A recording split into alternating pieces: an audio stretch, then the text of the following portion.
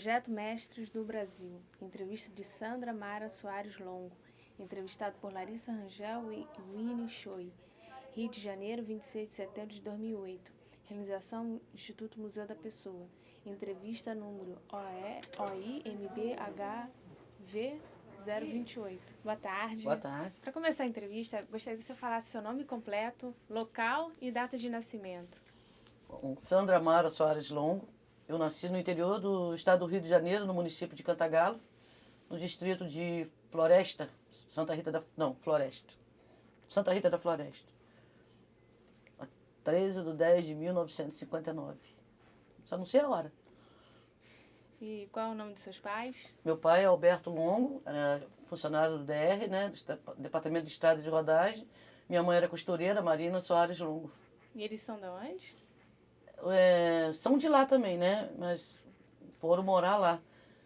A família era descendente de italiano, veio de Friburgo, espalhou-se por ali, né? E meu pai ficou em Cantagalo, morando em Cantagalo. Você sabe um pouco da história dessa migração pro Brasil? Não, eu sei que meu avô, o avô paterno, né? Ele era de Nápoles, né? Minha avó era neta de... A minha avó paterna era neta de italiano da cidade de Veneza, né?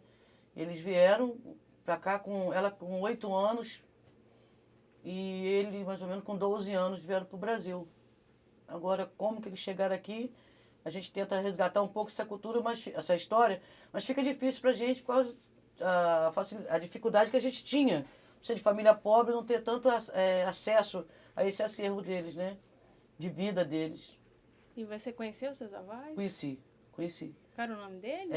Meu avô, o paterno, né? É Benjamin Longo e ela era Maria Patti Longo. E qual a lembrança que você tem deles? Dele em cima de uma cama que a gente morava no interior, né? Eles moravam em Nova Friburgo. E quando a gente... Minha mãe era costureira. E quando pra gente... 9 filhos, né? E 2 de criação. E pra gente poder vê-los, que era raro, que não tinha condição, a situação financeira que nos permitisse isso, ela pagava um caminhão, tipo boia fria, né? A gente ia, todo mundo... Era raro, mas a gente via. Mas ele era um comerciante. Me lembro muitas bexigas, salame que ele pendurava no armazém dele. Chegava lá, a gente partia mortadela pra gente. Ele tinha um sotaque bem carregado mesmo. Ela também. Ela lembra muito a minha irmã, mais nova. Característica física muito parecida com ela, baixinha. E eu tenho a voz deles até hoje, que eu não esqueço. Eu era pequena na época, mas ficou muito essa imagem deles com a gente. Ele não andava, ele ficava em cima de uma cama, né? Então a gente ficava muito perto dele. Era uma família pobre, mas aquela coisa gostosa, né? Típico do italiano mesmo, aquela acolhida gostosa.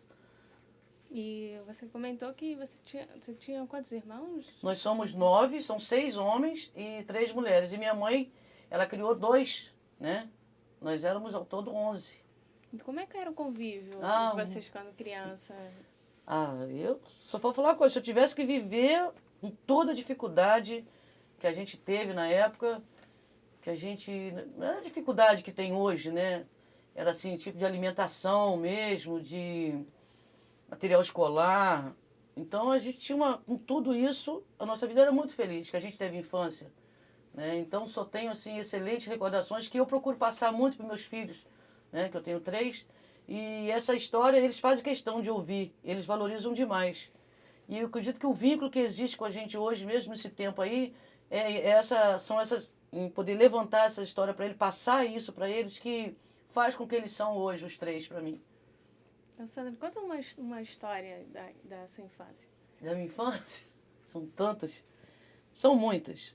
Mas uma coisa que hoje, quando eles ficam reclamando, eu falo até para meus alunos isso, quando eles ficam reclamando do ter, né? Eu lembro que o Natal para mim era uma coisa assim que me marcava muito. A gente não tinha nada. Eu fui conhecer boneca, o objeto em si, né, de longe, que me indagou porque aquela criança ficava parada. E era uma boneca amiguinha, eu nunca me esqueço disso. E a gente, na época de Natal, a gente pegava algodão no mato, né? E juntava carteira de cigarro, que tinha aquele lado laminado, né? A gente pegava aquilo e ia juntando. A partir de novembro a gente ia juntando na rua para a gente fazer as bolinhas de Natal. E o fato de poder ter a melancia, o abacaxi, que para mim, meus irmãos, aquilo só existia no Natal. Né? Então, isso, quando eu falo isso para eles hoje, e eles curtem, eles não... A gente percebe que, para mim, é nostálgico, né? Mas ao mesmo tempo é prazeroso contar para eles também. E aquilo marcava muito pra gente. A gente tinha brinquedo, meu pai pegava mesa, fazia pé de mesa antigo, fazia boneco pra gente. E uma coisa que minha mãe me ensinou muito foi a questão do dividir. Foi acho que um exemplo que ela deixou muito grande pra gente quando ela pôde nos dar uma casa assim, casa com teto mesmo, né? Parede, que a nossa casa era de pau a pique. E no primeiro Natal que ela pôde comprar, a gente foi morar numa rua onde tinha muita criança. E isso até hoje me emociona porque ela comprou, na época, 9 filhos, né? 6 homens. E ela fez questão de comprar uma bonequinha para todas as meninas, né? E um carrinho para todos os meninos. Então, para mim ela foi assim foi o meu ídolo, ela e meu pai. Se pudesse viver tudo com toda a dificuldade, eu falei que não ia chorar. Toda a dificuldade que a gente teve, né, de fome, a gente pegava o prato de comida, dividia para comer 3 horas. A gente sabia, hoje a gente sabe que um adolescente perde energia. E, contudo, ela foi aquela mãe. Obrigava a gente a estudar, a gente tinha os compromissos, as obrigações, que era pegar lenha, que o nosso fogão era lenha, mas era prazeroso. A gente subia o morro depois do colégio para pegar lenha, para ter a lenha, né, no fogão, para acender o fogão. E você era mais velha, era caçula? Não, eu sou a quarta. É o Maurício, o Márcio, a Márcia e eu. E a gente ajudou a criar os outros, né? Que ela, costureira, ela tinha que... Ela era o pai e meu pai era a mãe. Os papéis se invertiam. Porque ele que dava colo pra gente, ele deixava a gente fazer tudo e ela que tinha que ser o sargento, né? A gente falava que ela era sargentão. Ela que batia, ela que tinha que bater, porque já imaginou? 11 pestinhas, né? Perturbando ela. E a minha mãe foi esse exemplo de mulher de fibra, né? E meu pai que botava no colo. Ele ficava o dia inteiro fora. Quando ele chegava, a gente ia reclamar com ele. E eu acho que isso hoje, eu uso muito isso na minha profissão hoje. Esse lado que ele fazia de botar a gente no colo. Tem que entender sua mãe tá nervosa. E isso era legal, né? E a gente construiu isso aí junto. E como era o relacionamento dos irmãos, em termos de hierarquia? É aquela coisa, você imagina, 9, 11, né? Porque meu irmão hoje está com 53 anos, o mais novo está com 40, uma escadinha, né? E brigava, né? Mas a gente era assim, um por todo, todos por um. Né? De brigar na rua por um, né? A gente brigava em casa também, mas era uma coisa assim muito fraterna, literalmente falando. Porque com todas as dificuldades que a gente tinha, a gente passava realmente, mas a gente nunca assim jogou na cara de pai, eu não tenho isso, eu não tenho aquilo. E a gente adorava quando ia na rua. Uma coisa que eu lembro que eu falo para meus filhos hoje, o meu irmão, ele adorava chiclete. E a minha mãe era católica, né? Você imagina. Ela fazia a gente levantar, confessar toda quinta-feira do mês, para comungar em jejum toda sexta-feira do mês. E isso pra gente era a via sacra, né? Se sair de casa, que era tudo, e ela fazia questão de arrumar todo mundo para poder ir à missa. E isso a gente criou esse vínculo, acho que até a questão da fé, da religiosidade, acho que firmou mais, veio confirmar mais a nossa relação até hoje. Nós somos 9 vivos, né? Meus pais já são mortos. A minha mãe, ela faleceu, ela teve a doença de Alzheimer, e período todo da doença os médicos acharam incrível a sobrevida que ela teve de 9 anos. Que a gente abraçou ela com a doença e tudo. Então ela teve uma sobrevida de 9 anos com a doença de Alzheimer. E isso pra gente foi ali a presença da educação que ela deu, a gente pôde, no futuro dela, que ela não pôde conviver com isso, a gente poder mostrar para ela, né, que o amor vence, né, quando a gente estava conversando, que vence tudo, né.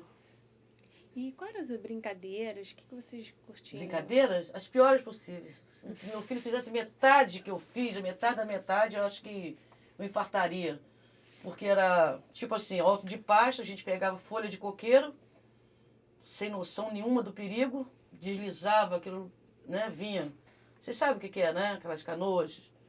Cipó, pular de uma árvore para outra, onde caía em vala, com grão de galo.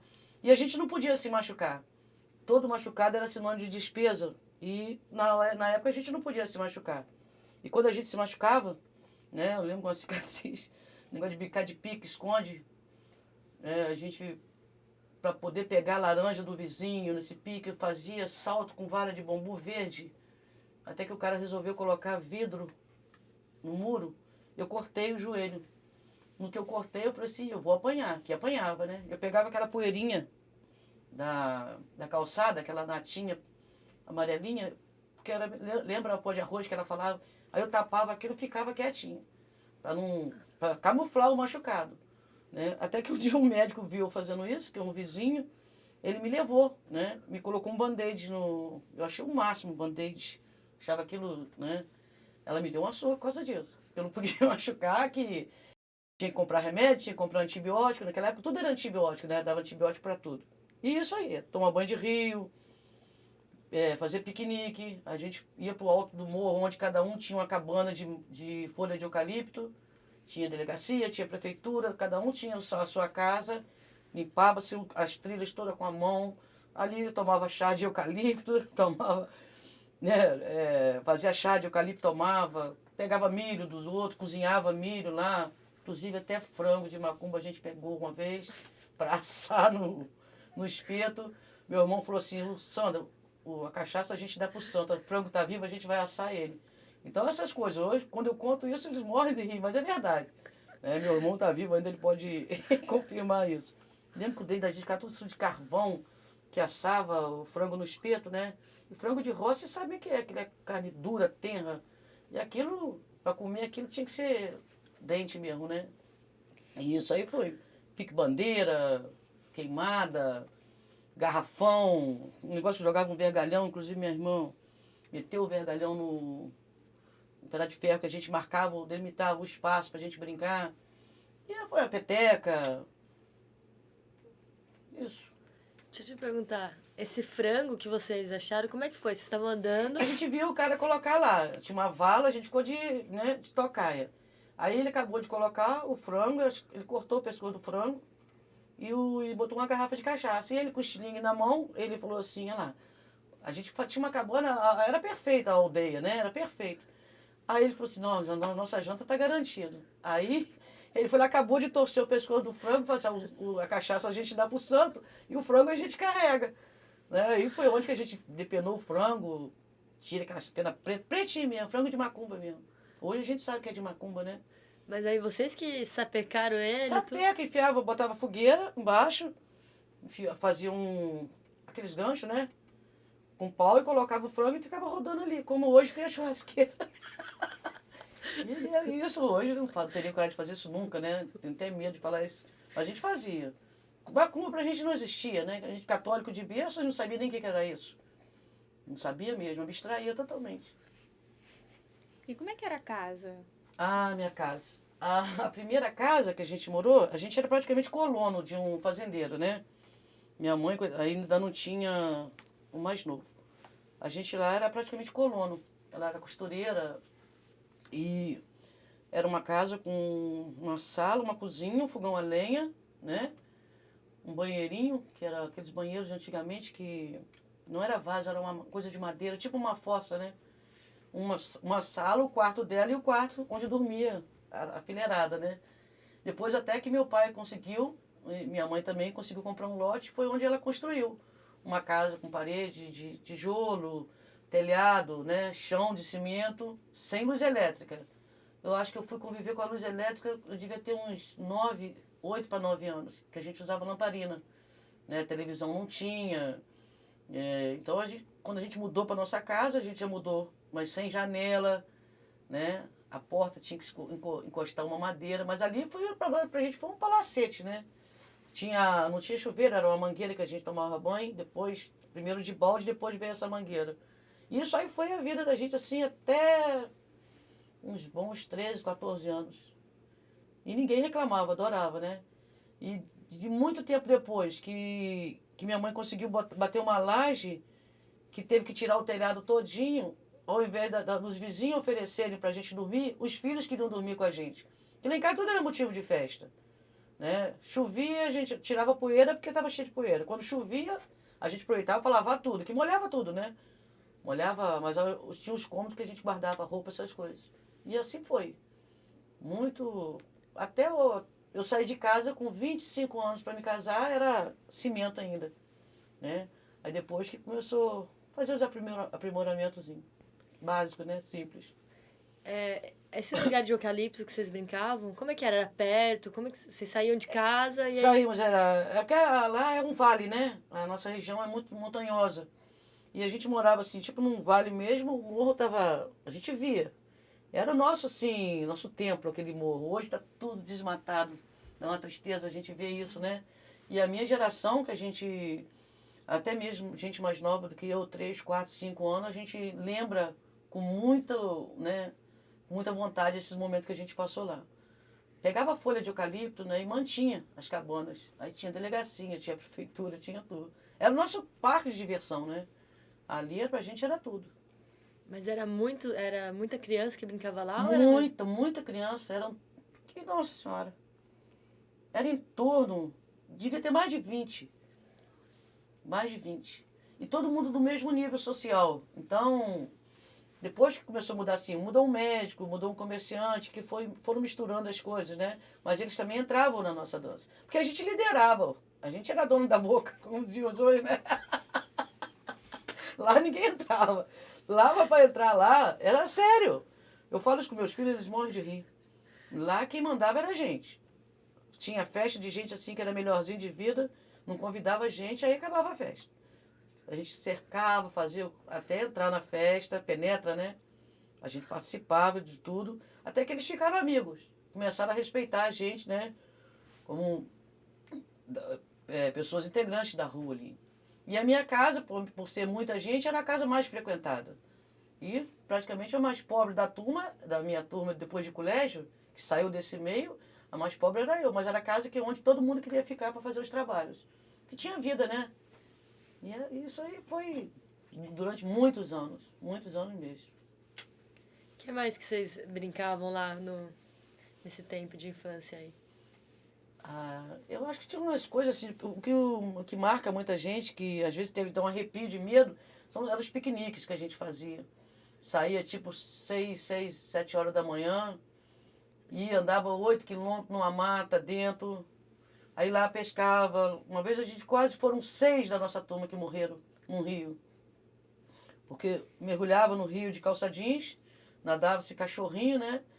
E a gente trazia os menores no raso, quando chegava no fundo a gente jogava para a margem. Até que houve um descontrole, foi quase 6. Quando um foi boiando de cabeça, foi embora no rio. Falei, deixa ele morrer que eu não aguento mais não. Porque ele estava grudado em mim, né? Isso nos piqueniques. Que enfrentava, não tinha medo de nada. Era rio, era correnteza, era tudo.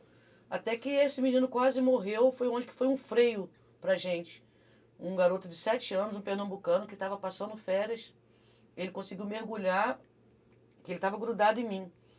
Deu um soco nele, ele se soltou e ele foi embora. Mas lá na frente ele mergulhou e pegou ele de volta. Não morreu ninguém. Graças a Deus, nunca.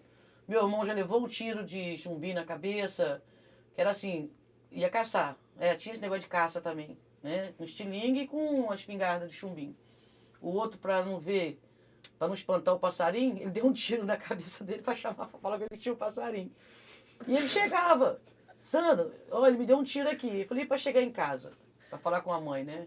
Eu lembro direitinho como se fosse hoje. O chumbinho entrou no couro cabeludo dele, a gente pegou um pedaço de pau, fazia tipo pinça, tirava os cabelos, tentava puxar o chumbinho, mas ele estava 2 centímetros do cérebro dele. Teve que ir para o hospital tirar. E fora assim, brincar de pique, pular no quintal do vizinho, pulava de laje, tinha uma laje para outra, saía pulando.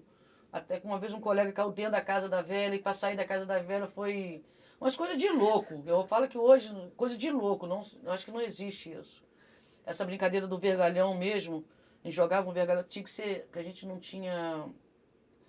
não era calçada, era terra, né?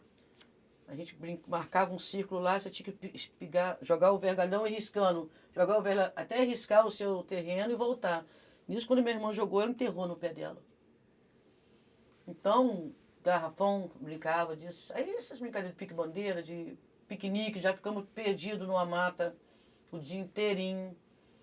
O dia inteirinho. Quando a gente resolveu marcar um lugar para dormir, né? Comia moranguinho silvestre, comia broto de árvore, né? Para matar a fome, que... Você imagina, aquele piquenique de criança. Quando você sobe, come tudo. Quando chega no local, já não tem mais nada. E isso, com o barulho do vento, a gente na mata enganou a gente. Que a gente achou que fosse rio, água, todo mundo com sede. E nessa ilusão, a gente se perdeu numa mata. Só conseguimos sair 5h30 da tarde e a mata escurece, né? 3 horas da tarde você já está... Já tem que começar a catar lugar para dormir, senão é perigoso. Mas graças a Deus a gente conseguiu. Não só Deus também, né? Os anjos da guarda existem e eu acredito cada vez mais. E os seus pais ficaram... A gente apanhava quando chegava em casa. Mas todo mundo apanhava consciente, né? Você imagina. Mas e ali, você vê a mais velha nessa época quando a gente se perdeu, eu tinha 14 anos. E mais de 15 crianças abaixo de mim. Entendeu? Então a gente... Eu falo, eu apanhei muito, muito, muito. Mas foi bem merecido. Eu acho que hoje eu não bato nos meus filhos.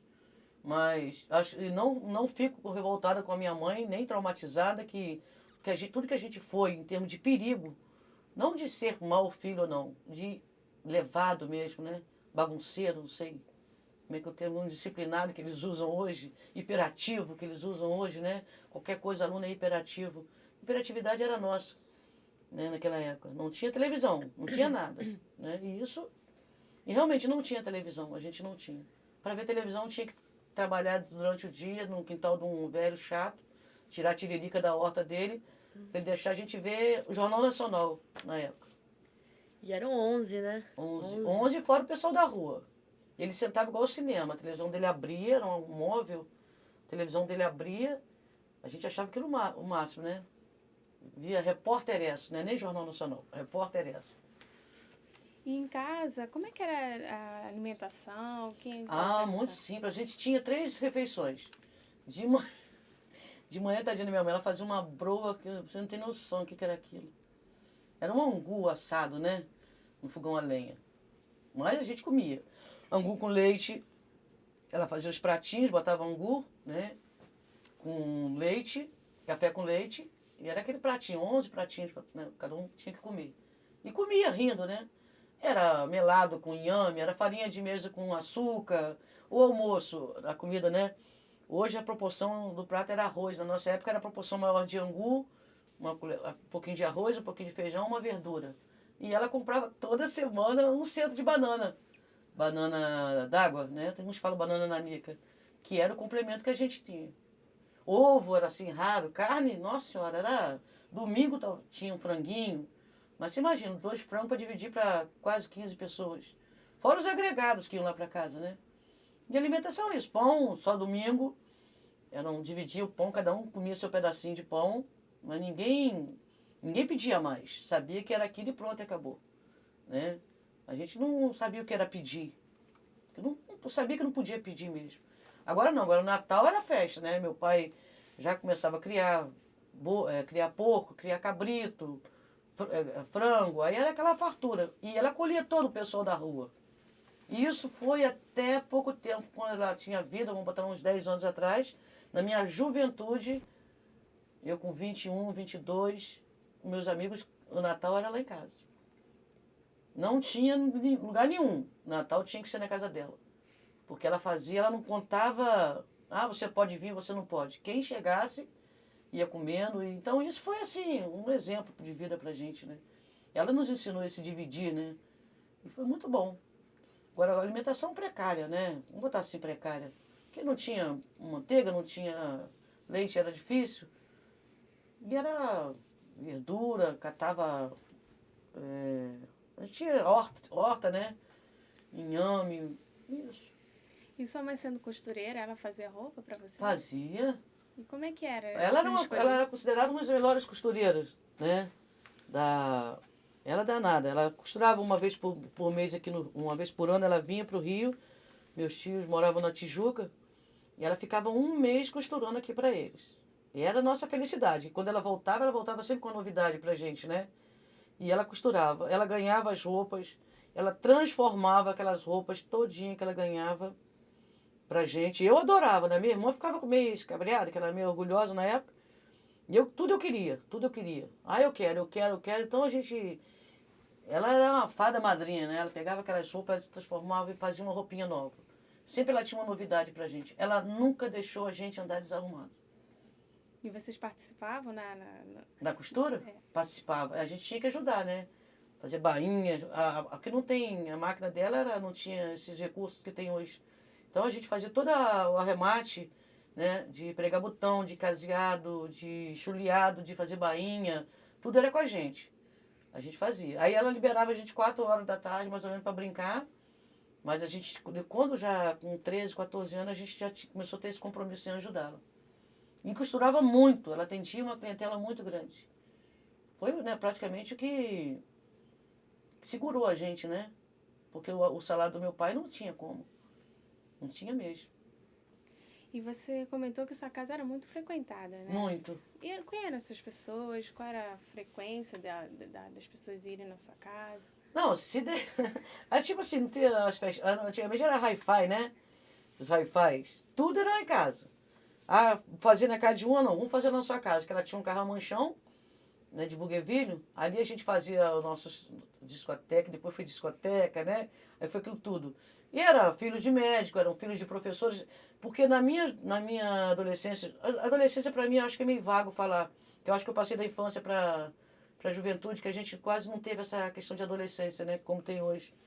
E nessa fase minha, filho de professor era status. Ser filho de professor era status. Existia uma discriminação muito grande, um preconceito, né? Com nós, filhos de funcionário público, de costureira, de empregadas domésticas. Então, só que os meus primos que moravam aqui eram filhos de médico, né? Eram filhos de engenheiros, e eles ficavam na minha casa. Chegava o carnaval, chegava a época de ficar 34 pessoas dentro de uma casa de 3 quartos, né? A gente dormia até debaixo da cama, de tanto prazer que tinha de receber aquele povo todo. E eram filhos de pessoas que tinham um poder aquisitivo alto. E isso acho que foi, quando ia para o baile de carnaval, que era em clube, descia mais de 20 pessoas, mais de 25 jovens que desciam o grupo. Então aquilo chamava a atenção da comunidade local, né? Então, e isso cada vez mais. O nosso temperamento, sim, a maneira de viver com simplicidade, não dava motivo para sair da linha, que ela pegava feio mesmo. E isso era assim, direto. As festas, com toda... Eu lembro a Copa do Mundo uma vez, que sobrou para ir na minha casa, eu tive que lavar, que era cimento.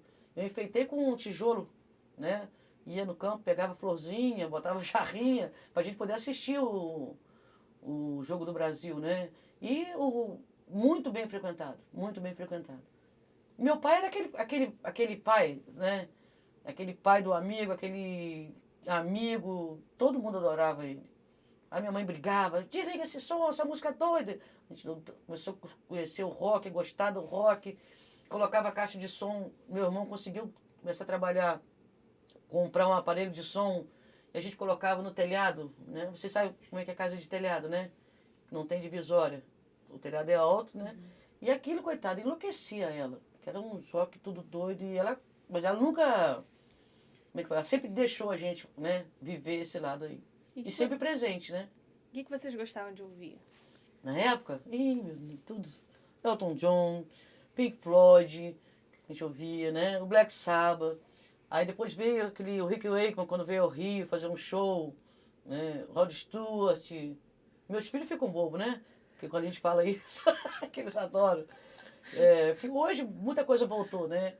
Aí veio o Bill Haley, o Bill Haley mesmo sendo bem antes, né? Mas a gente ouvia isso tudo. Era uma mistura danada. Um Slade, tudo que você imaginar. Nossa Senhora. Que não me faltou a cabeça. Pink Floyd, Slade, Elton John, Black Sabbath, U2.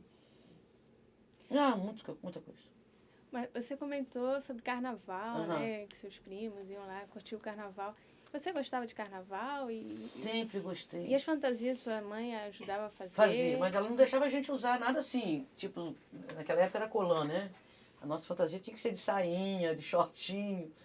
Ela não deixava a gente... É questão de educação, né? Ela não deixava, porque as meninas faziam noivinha com meia arrastão, com colã, que falava na época, né? A gente não, tinha que usar uma marinheira, uma coisa que tivesse com saia ou com short. Né? Mas ela fazia uma para cada dia. Eram 4 dias de baile, tinha 4 roupinhas que ela fazia pra gente. Ou fazia num grupo, geralmente a gente fazia um grupo, a mesma roupa, né? E aí já chegou a ganhar prêmio de originalidade, essas coisas que tem no interior, né? Mas era legal, então a gente curtia 24 horas do carnaval. E era uma choradeira quando ia embora. Quando o pessoal ia embora, que vinha cada um pro seu lugar, era deprimente, como diz o pessoal. Meus primos que moravam aqui no Rio, eles choravam muito, choravam, mas compulsivamente. Porque era praticamente 5 dias, né, de festa de folia mesmo. Você imagina uma faixa etária de 17 até 22 anos, só aí reunia mais de 15 pessoas. E era muito gostoso. Nossa Senhora, muito bom mesmo. Sem comentários. E sua mãe sendo muito católica, vocês frequentavam a igreja? Tinha que frequentar. E como é que era? Era todo domingo? Não, tinha todo domingo, todo domingo. Até que uma vez os padres começaram a brigar com ela que a gente acabava a comunhão, a gente saía, não esperava a bênção final, né? Ele gritava lá do altar, os filhos de Maria, na volta, o italiano. Então ela começou a brigar, porque a gente vai crescendo, vai relaxando um pouquinho. Mas desde que eu me entendo por gente, até acho que meus 22 anos, era todo domingo. Fora o trabalho que fazia com ela de evangelização. Saía com o padre de manhã, sem lenço, sem documento, sem nada para comer, para pegar a zona rural, né, do município de Cantagalo, para fazer o trabalho de evangelização. Eu ia com ela, eu acompanhava muito minha mãe, com uma irmã de caridade, às vezes pegava carona, ela quase morria, parava o caminhão, botava a freira com a sainha dela, tadinha, colocava ela na mulher do caminhão, porque a gente fazia esse trabalho.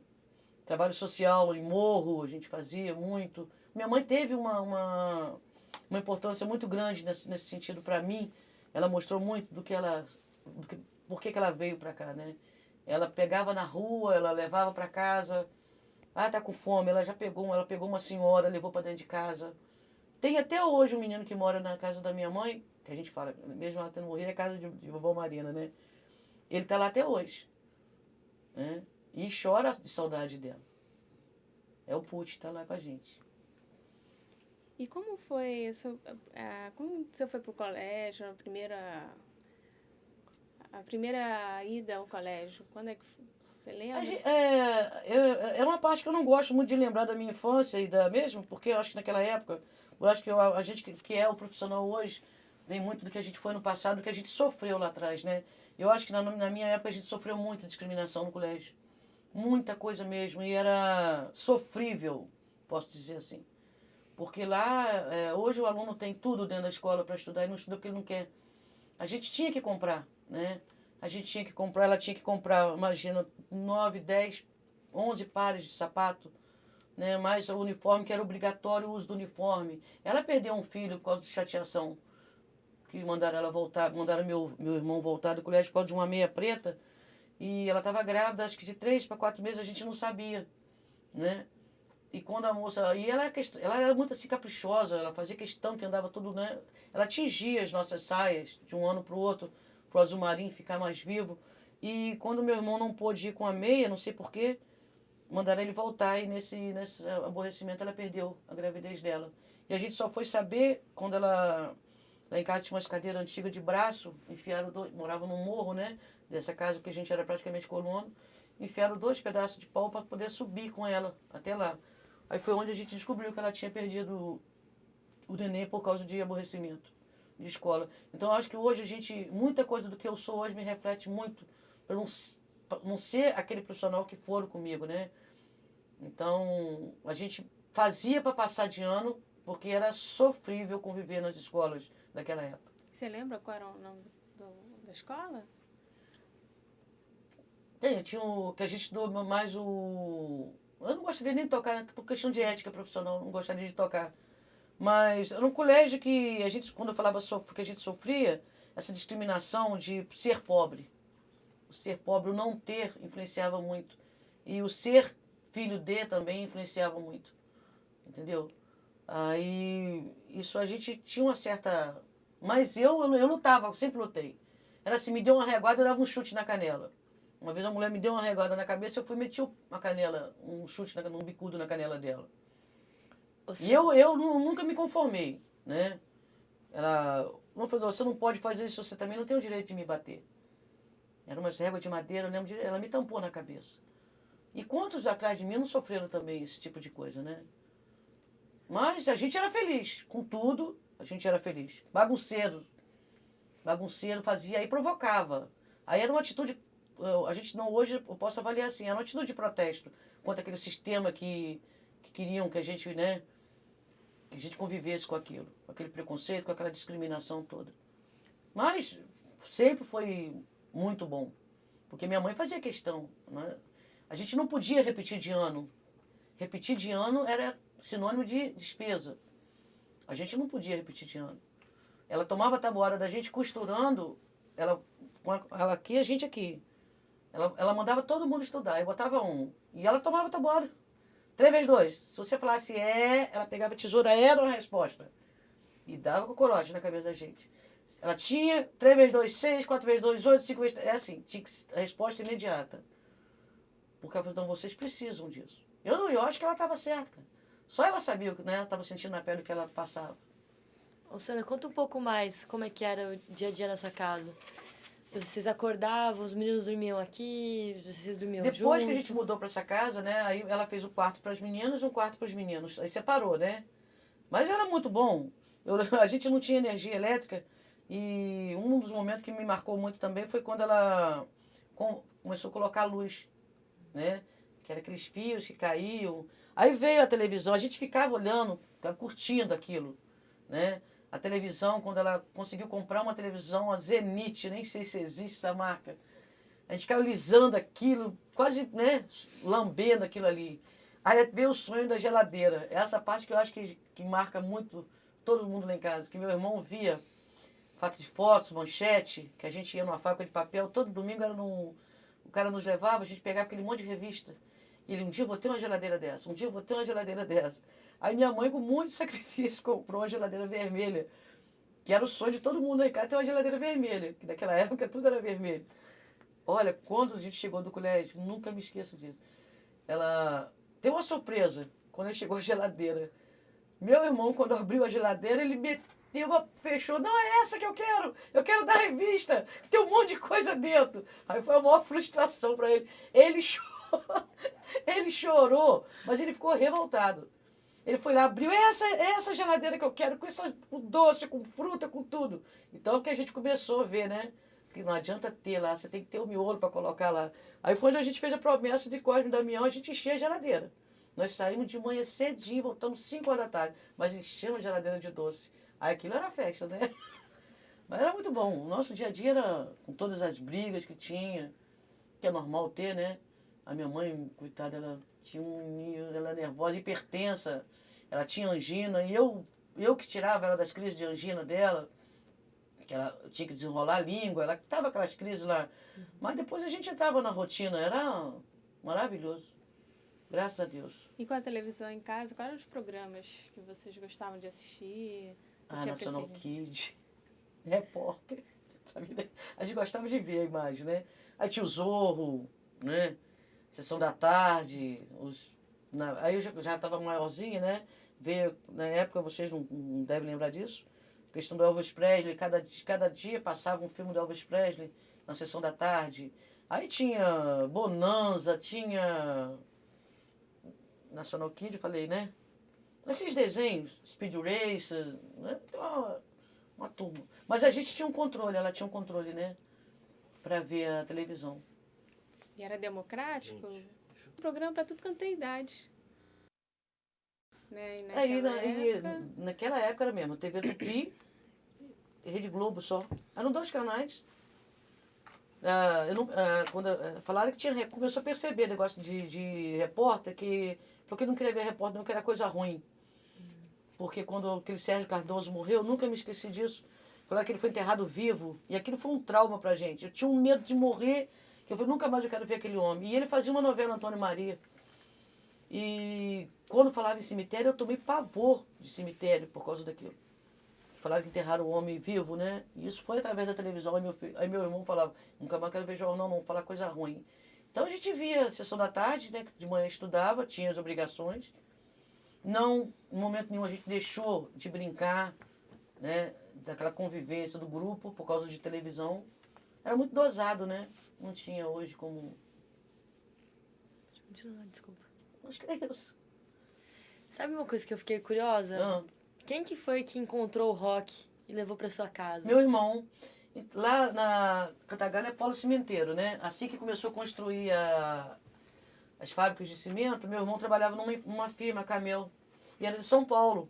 E ele chegou a trabalhar em São Paulo, então ele levava de São Paulo pra gente. E o que a gente achava gostoso é que nós éramos pioneiros, né?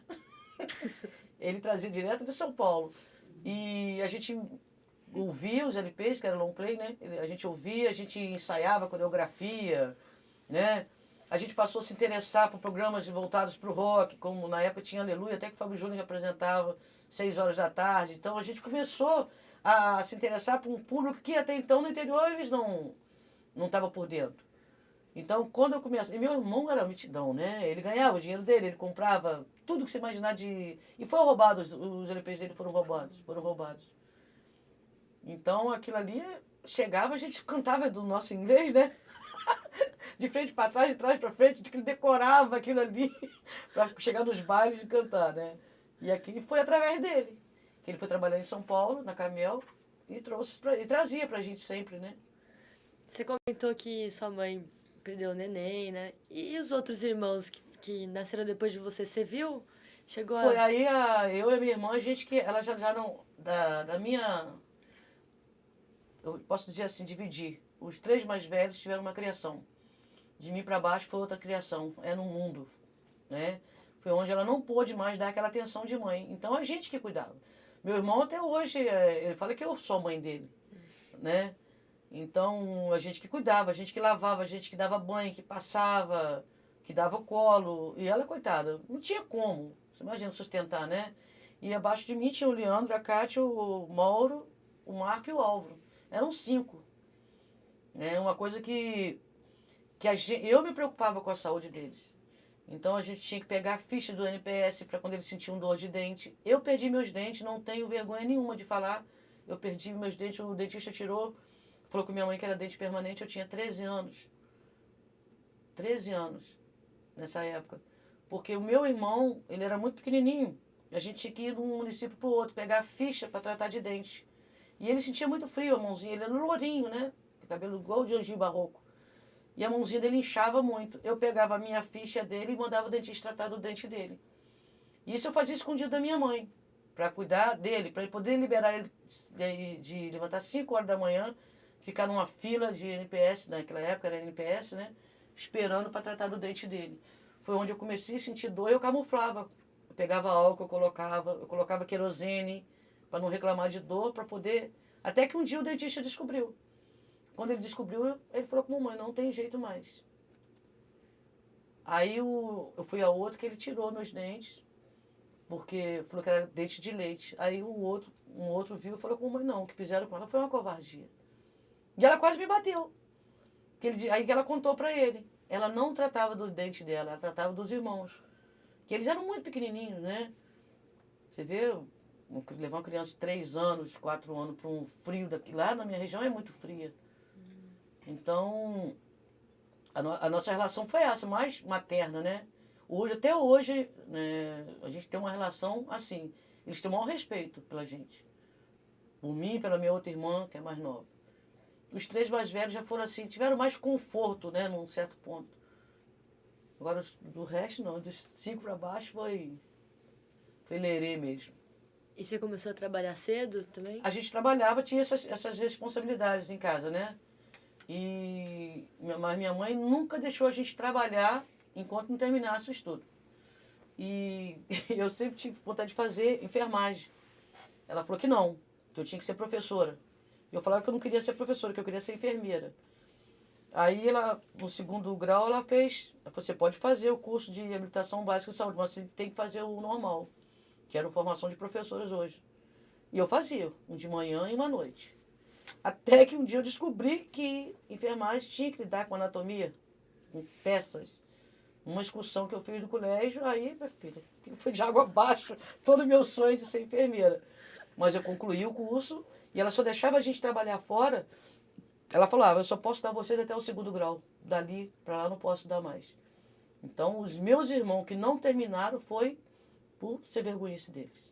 E eu e minha irmã, nós três fizemos 2 cursos. Fazia formação de professores e sempre o secretariado à noite, as minhas outras 2 irmãs fizeram. Uma fez contabilidade e outra secretariado. E hoje eu estou aqui na educação, graças a ela, né? E foi legal o período de escola normal?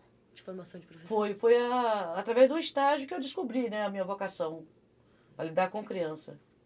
Numa turma de alfabetização, e foi onde eu me trabalhei 11 anos com alfabetização. Foi ali no estágio mesmo, vivendo aquela realidade ali, que eu sempre fui apaixonada por criança. Eu já cuidava dos meus irmãos, né? Então já tinha... Ter o contato com criança, para mim, foi muito bom. Foi prazeroso. Foi ali que acho que deu um clique mesmo, porque eu trabalhei no comércio, trabalhei com médicos, né? 6 anos com consultório médico, para trabalhar esse lado da saúde, que eu gostava também, né? Aí eu fui convidada para trabalhar, larguei o comércio, continuei trabalhando com os médicos e dava aula à noite. Andava 3 quilômetros, saía do consultório, depois eu ia para essa escola, trabalhava à noite, com multisseriado. Mas aí eu sabia que a minha profissão seria mesmo o magistério. A minha vocação, né? Porque no interior muitos fazem magistério por não ter opção. Né? Porque a gente estava conversando, se não tiver amor, você não adianta. Você lembra do primeiro dia de aula? Lembro. Cheguei nua e crua com o motorista, me levou lá, porque era longe da minha casa. E à noite, né, eu tinha que andar no escuro. Eu ganhei uma lanterna, eu tinha que comprar 7 léguas, essas botas vermelhas, né? Porque eu tinha que andar no asfalto. E eu cheguei com 33 alunos dentro de uma sala de CA a 4ª série. E eu fiz, e agora? E foi a vida que foi ensinando a gente como... Que no curso, na escola, não tinha... você vai chegar, vai pegar uma turma de 33 alunos, desnivelado, e você vai ter que fazer isso com isso. Você tinha que se virar ali. E ele foi um aprendizado. A gente mesmo, né? Passa a ser um autodidata dentro da profissão.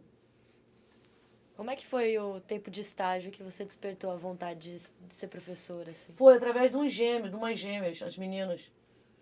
Vanessa e Luciana. Não sei porquê aquelas meninas... E elas eram gêmeas idênticas, né? Elas idênticas. Uma era mais tristezinha que a outra. E a outra era mais sapeca. Ela falou que não gostava de estudar. E eu comecei a fazer um trabalho. Ela falava comigo, né? E eu começava a desenhar. Sempre gostei muito de desenhar. Desenhava para ela, desenhava. E ela, tia, tô adorando estudar agora.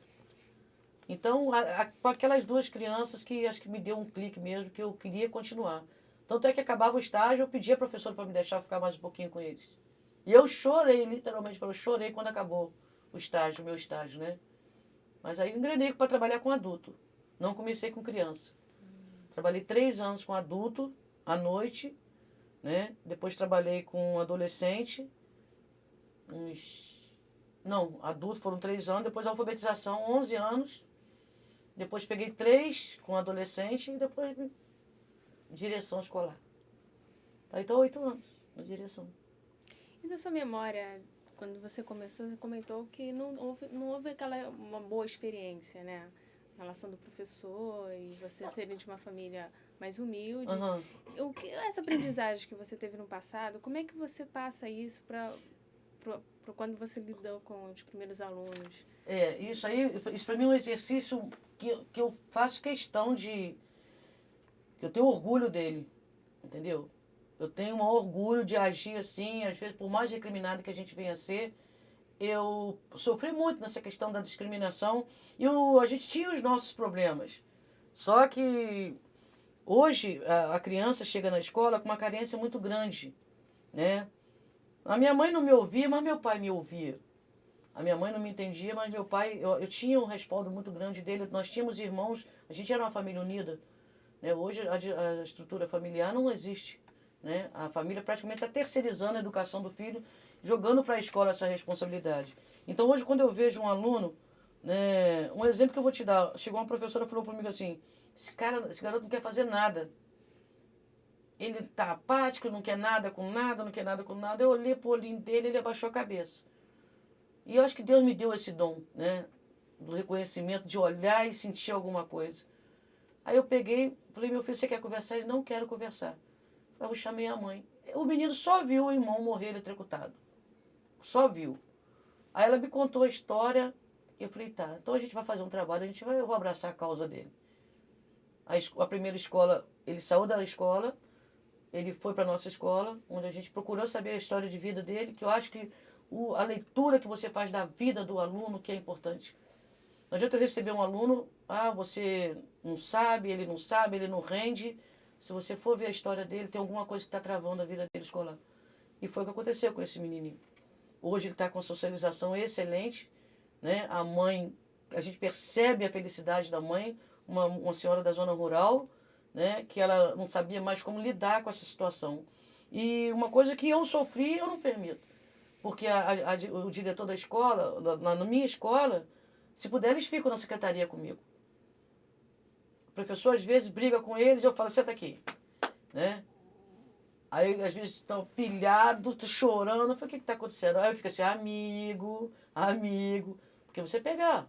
O molecão desse tamanho, né? Se você bater de frente com ele, se ele te der um bordoado, ele vai ficar quieto. Mas a gente tem essa relação. Eles me contam, a nossa relação é verdadeira. Não existe mentira, eles não mentem para mim. Teve uma menina que fez um aborto. A primeira vez ela não me contou. Na segunda vez eu desconfiei, ela me contou. Eu falei, cara, agora você vai ter seu bebê. Se você não tiver ele agora, você não vai ter nunca mais. E a nenenzinha nasceu, ela já é mãe pela segunda vez. Então, esse exercício de conversar, de conhecer a realidade do aluno. Aí foi quando eu falei com ela que uma mesa redonda, o cara me chamou que eu era psicologizante. Eu, quando trabalhava com alfabetização, eu usava toda sexta-feira um camisão amarelo ouro. Mas ouro, amarelo mesmo. Porque eu tinha uma aluna que a mãe era alcoólatra, o pai era alcoólatra, e ela tinha piolho. E ela teve uma aluna que teve um princípio de paralisia infantil. E ela falou comigo que o sonho dela era ter o cabelo comprido. E a mãe passava a máquina no cabelinho dela. Porque ela teve uma ferida enorme na nuca por causa de piolho. E a gente começou a cuidar. Eu levava ela no final de semana lá para casa, eu namorando, o meu namorado ia junto comigo, a gente pegava, levava para minha casa, passava o final de semana. Eu conseguia roupa, boneca, os amigos, todo mundo abraçavam, né, ela. Aí no final do domingo ela entregava, tia, toma. Eu falei, não, isso aqui é para você levar. Não, eu quero que fique aqui para eu poder voltar. E na sexta-feira eu usava esse camisão, a gente fazia, que era o dia da beleza, né? Os meninos se arrumavam, a gente botava a camisa, eles queriam botar a camisa dobrada, né? Isso aqui. Passava gel no cabelo. Eu lembro que eu comprei me deram um vidro de shampoo, de ovo, um negócio lá rosa. Era para trabalhar ela, para poder tirar as lendas dela. O piolho enchia no meu camisão, cheio de piolho. E ela ficava. Eu catava os piolhos dela todinho. Não tinha luva, não tinha nada. A diretora uma vez falou comigo, você vai pegar a sarna dessas crianças. Ela pegou e eu não peguei. Então, enquanto eu não vi a Daniela com o cabelo dela aqui, eu não sosseguei. Olha, hoje já tá, né, é uma moça, e ela era igual a indiazinha, né, cabelo liso, brilhando. Né, e consegui com o cabelo. A última vez que eu a vi, né, quando a gente se desligou, ela estava com o cabelo já comprido. E isso é amor à profissão, a gente aprende. Isso aí a gente não aprende na escola, não. Isso é a vida. A experiência do dia a dia que a gente vai conquistando isso aí. E hoje, eu estava falando com ela, a questão do projeto Todo Mundo para Mim me ajudou muito nessa questão. Né? Não sei se eu estou atropelando. Onde você passa a conviver com as diversidades, com as complexidades. Você começa a entender que existe isso realmente e que se você não abraçar essa causa, você não vai conseguir caminhar.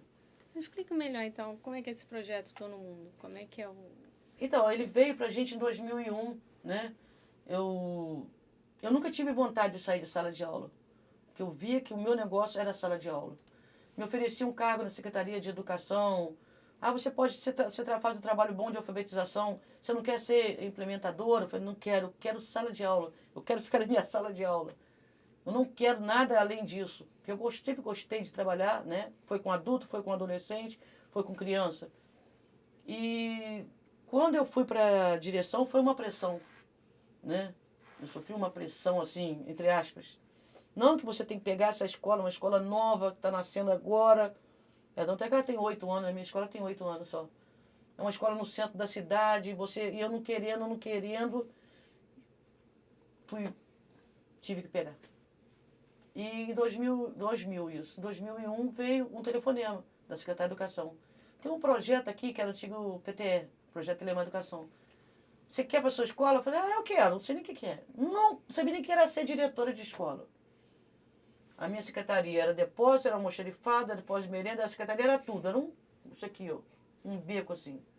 E ali a gente começou a trabalhar.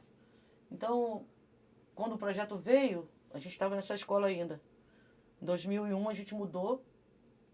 Foi onde a gente teve um laboratório de informática, né? E a gente se descobriu, eu estava falando para ela, que eu tinha internet na minha casa 2 anos, paga. Eu abria, via o UOL, não sabia nem que era aquilo, fechava. Pagava todo mês, né? A gente pagava todo mês. Eu falei, gente, eu tenho que mexer nisso. Eu olhava aquilo lá, não sabia nem para onde que ir. A pessoa que já estava fazendo faculdade, eu já estava fazendo a minha faculdade, que eu comecei com 37 anos. Mãe de 3 filhos, lidando, eu abri aquilo. A minha inclusão digital foi com o projeto Todo Mundo. A minha, que eu respeito o meu aluno hoje, quando ele entra numa sala de bate-papo, porque eu entrei na sala de bate-papo. Porque eu entrei no Messenger, eu adorava aquilo tudo para mim era novidade. Eu lia resumo de novela, sim, diretora da escola, lia, porque eu nunca tinha aquilo. Eu lia no Globo, domingo, aqui na revista da TV, né?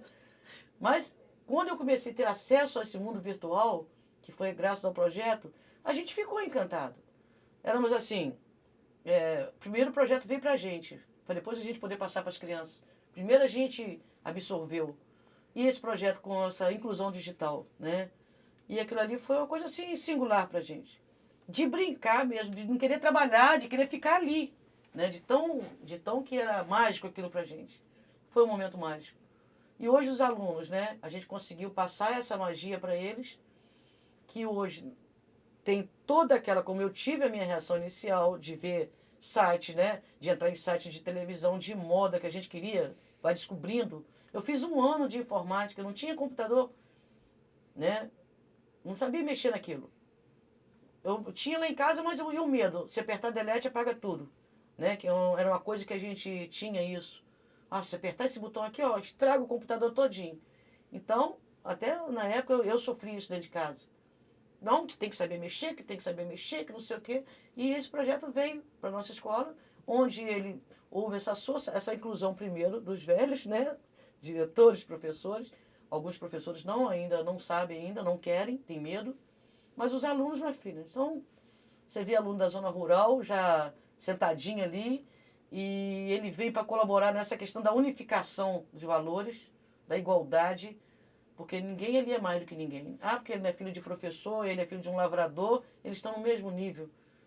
Tem acesso a quem quiser. E tem um garotinho que ele fala, né? Tia, você sabe a moeda não sei de onde? Tá tanto, o valor da moeda do euro tá tanto, o dólar tá tanto, isso aqui.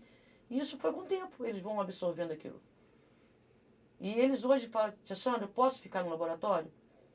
Quando eu falei, deixa eu ver seu comportamento. Ele, tio, eu prometo que nunca mais... Então a gente tem essa relação. É socialização, é integração, né? É capacitação, é envolvimento, né? É crescimento, é tudo. Para mim, pra gente é tudo. Porque hoje a gente está sendo capacitado pela coordenação, né, do projeto. E 3 anos eu trabalho com pensamento transdisciplinar, foi onde que me ajudou, até na questão pessoal, esse estudo do pensamento transdisciplinar. Porque você reclamar é fácil, não, eu estou aqui, pronto, acabou. A questão da igualdade, quando eu repito, você trabalhar com as complexidades, com as diversidades culturais, né, com as possibilidades e com as impossibilidades. Isso me ajudou muito. E me mantém num equilíbrio que até hoje eu ainda não sei de onde que vem. Sandra, e para a gente voltar um pouquinho mais no tempo, como é que foi a sua trajetória profissional? Você fez a formação de normalista, Foi. Né? Começou a dar aula, e como é que foi o caminho? Então, eu terminei em 78, aquela foto, né? 78, bonitinha ainda. Mas aí eu tive que trabalhar, porque quando a gente tinha que ajudar a mamãe a colocar comida dentro de casa, né? Então a gente trabalhava, eu comecei a trabalhar com um otorrino. Mas a gente recebia um saláriozinho, né? Tinha que colocar uma quantidade para ela ajudar ela a comprar comida, não é para comprar besteira, é para comprar comida mesmo. Porque a gente tinha uma família grande. E os mais velhos já trabalhavam, eu comecei a trabalhar, eu saí do curso e arrumei esse emprego. Dali eu consegui mais 5 médicos trabalhando, né? Com cada um na sua especialidade. E me chamaram, um médico de vista me chamou para me gerenciar uma papelaria. Eu peguei. É uma loucura, né? Aí, quando foi em 81, eu fui convidada pela minha professora de matemática, eu tinha um tempo. Uma ironia, né? Ela acho que ela não gostava de mim. E eu também. Ai, meu Deus, essa mulher vê esse filme, ela me mata. Ela era secretária de educação, ela me convidou para trabalhar, para dar aula. Eu falei, nossa senhora, para mim foi um mundo. Tipo assim, eu não sei a moeda da época, não sei te falar. Vamos colocar hoje um cruzeiro, cruzado, não sei. Acho que é 3 mil cruzeiros, cruzado, sei lá. Eu ganhava. Eu estava ali, eu me sustentava, né? Eu não tinha mãe comprar shampoo, comprar nada. Começou a trabalhar de roupa, calcinha, tudo, roupa íntima, tudo, remédio, só a alimentação que a gente tinha, que a gente dava essa cota, né? Mas ninguém era revoltado por causa disso. Shampoo a gente escondia debaixo do colchão, aquela coisa de família grande mesmo, né? E eu, de 3 mil, passei a ganhar 10.900. Que eu lembro que eu cheguei no banco, eu joguei o dinheiro todo pra cima, eu falei, seu Alberto, era o gerente, eu nunca vi tanto dinheiro na minha vida. Eu lembro que eu peguei 5 mil cruzeiros, não sei, cruzado, dei pra minha mãe, que ela bateu a laje da minha casa. A parte da frente, né? Juntando com o dinheiro que meus irmãos deram, a gente bateu a laje da parte da frente da casa. E isso aí foi, né? Foi o primeiro, assim, choque financeiro que a gente se sente, né? Aí quero comer misto quente, que a gente não tinha autonomia pelo nosso dinheiro. Ganhava pouco, tinha que dar comida em casa. E era assim, se eu comprava uma sandália para mim, eu comprava para minha irmã também, que era mais nova que eu. Né? Meus irmãos pequenos que tinham que comprar um carrinho para eles. Então a gente vivia naquela sandália Grandene, né? Melissa me fala que ele comprava para mim e comprava para ela. E dividia o dinheiro, mas tinha que comer um misto quente. O misto quente era o meu único lazer que eu tinha, prazer do meu dinheiro era isso. E dali foi, né? Eu entrei na prefeitura de Cantagalo em 81. Ô Sandra, deixa eu te perguntar uma coisa, voltando também. Como é que foi sua formatura? Eu vi que você mostrou uma foto, um vestido lindo, sua formatura de escola normal, como é que foi? Formatura? A formatura, o pessoal fala que eu sou muito palhaça, né? Que eu rio de tudo. Mas não é, a gente pobre, a minha mãe, não vou falar nessa formatura aí não, do terceiro. Uhum. Mas uma coisa que você falou de formatura que eu tenho que falar. A minha mãe tinha colação de grau e tinha o baile à noite. E todo mundo tinha que ter uma roupa para colação de grau e uma roupa para o baile. E eu falei, minha mãe, a gente não tinha dinheiro. Ela fez a roupa da colação de grau, aí ela pegou um vestido de noiva da minha prima e reformou para eu ir nessa formatura, né? E quando ela fez esse vestido da foto, que ela falou comigo quando minha irmã reclamou, por que Sandra vai ter um vestido novo na formatura dela? Diferente do meu. Ela foi no Rio, na loja, ali o MG Bara, comprou o tecido. Ela não esqueceu que eu aceitei o vestido de noiva, que ela reformou, né? Eu queria trazer para fazer um paralelo, mas com o meu tudinho. Eu com o vestido de noiva, mas eu fui ver ontem, né? Tava toda se manchou, não sei se o que aconteceu com a foto. Aí minha irmã ficou reclamando, porque eu fui com esse vestido goiaba, pesco, sei lá. Porque ela falou, não, na época que eu precisei, ela aceitou ir num baile com vestido de noiva. Então hoje ela merece. Aí foi quando meu pai também, na época, não pôde entrar comigo, que ele estava colocando uma prótese, né? E tudo aconteceu nesse ano comigo. Então nesse ano aí, pra mim, foi o máximo. Eu ganhei um vestido novo, meu pai pôde ir comigo, né? E foi um momento mágico, né? Um momento que a gente nunca esquece. E foi com quantos anos que você tinha? 19 anos. 19 anos. Foi aquela foto, foi na época que eu tirei o documento. E quando eu fui com 18 anos no fórum para tirar a identidade, eu fui de chinelo de dedo, short, camiseta e bicicleta. O cara falou assim, você vai para casa, vai procurar um serviço. Ele não acreditou que eu tinha 18 anos. Eu voltei e falei, tá, já que esse grupo conselho também não vou tirar documento porcaria nenhum. Até que com 19 anos eu tive que tirar, porque minha certidão estava... Eu tinha 2 certidões, Sandra Mara e Sandra Maria. Aí eu tive que escolher uma, né? Aí foi com 19 anos que eu tirei minha carteira de identidade. Acho que foi com 19 anos, sim. Se eu não me engano. Ô, Sandra, depois você falou que fez estágio, aí você pegou uma turma de alunos, depois pegou uma turma de alunos adultos. Adultos. Né? E depois foi para alfabetização. Fiquei 11 anos com alfabetização. Como é que foi para você encarando essas salas diferentes? Aqui? Eco. Hã? Pode falar. Eu trabalhei na mesma comunidade, né? Eu trabalhei com os pais, a gente tinha um trabalho, uma relação muito bonita. Quando eu consegui me sentir segura dentro do meu trabalho, né? Dentro de uma classe multisseriado, que é um desafio para qualquer profissional da educação, trabalhar com a série, né? Com multisseriado. Quando eu consegui o domínio, né? Daquele processo todinho, a gente tinha uma relação muito bacana, porque eu era nova, eles que eram um matadouro, né? Um bairro onde tinha um matadouro, eles que matavam o boi. Então eu sabia que um dia na quinta-feira eu não podia dar lápis para eles. Que eles martelavam a cabeça do boi, trabalhavam com faca, cortando couro, cortando... Então aí era festa na escola. Sandra, na quinta-feira nós vamos fazer uma rabada. Então vamos fazer a rabada. Na quinta-feira eu vou levar um fígado de boi para fazer pra gente. Eu fazia muito exercício com eles, eles adoravam isso aqui, uma bobeira, né? Para poder sentir, né? Mandava eles botar milho no vidro, adulto, né? Cata o feijão daqui, bota lá. Mas nenhum profissional me ensinou isso, não. Eu sabia que a musculatura dele fina não tinha como segurar um lápis. Passou o dia inteiro martelando com cabeça de boi, né? Aí eles adoravam, aí a gente merendava, é impressionante isso aqui, né? Fica acessibilidade. E eles ficavam, eles adoravam fazer isso. Até eles sentiam a mão leve, né? Aí a gente fazia isso aqui, fazia apertar para eles voltar, né? Aí na sexta-feira a gente voltava. Aí eu fazia toda uma explanação oral, muita conversa, eles falavam da vida dele. Igual que a gente está aqui. Sentava todo mundo no pátio e a gente conversava. Fazia aquela merenda gostosa, né? Era uma rabada, era um fígado de boi. Aí na sexta-feira a gente voltava. Segunda, terça, quarta e sexta era exercício. Quinta-feira eu não podia dar lápis na mão deles. Aí saí dos pais, peguei os filhos. De manhã, na alfabetização. É uma comunidade que até hoje eu tenho certeza que eles gostam de mim como eu gosto deles, né?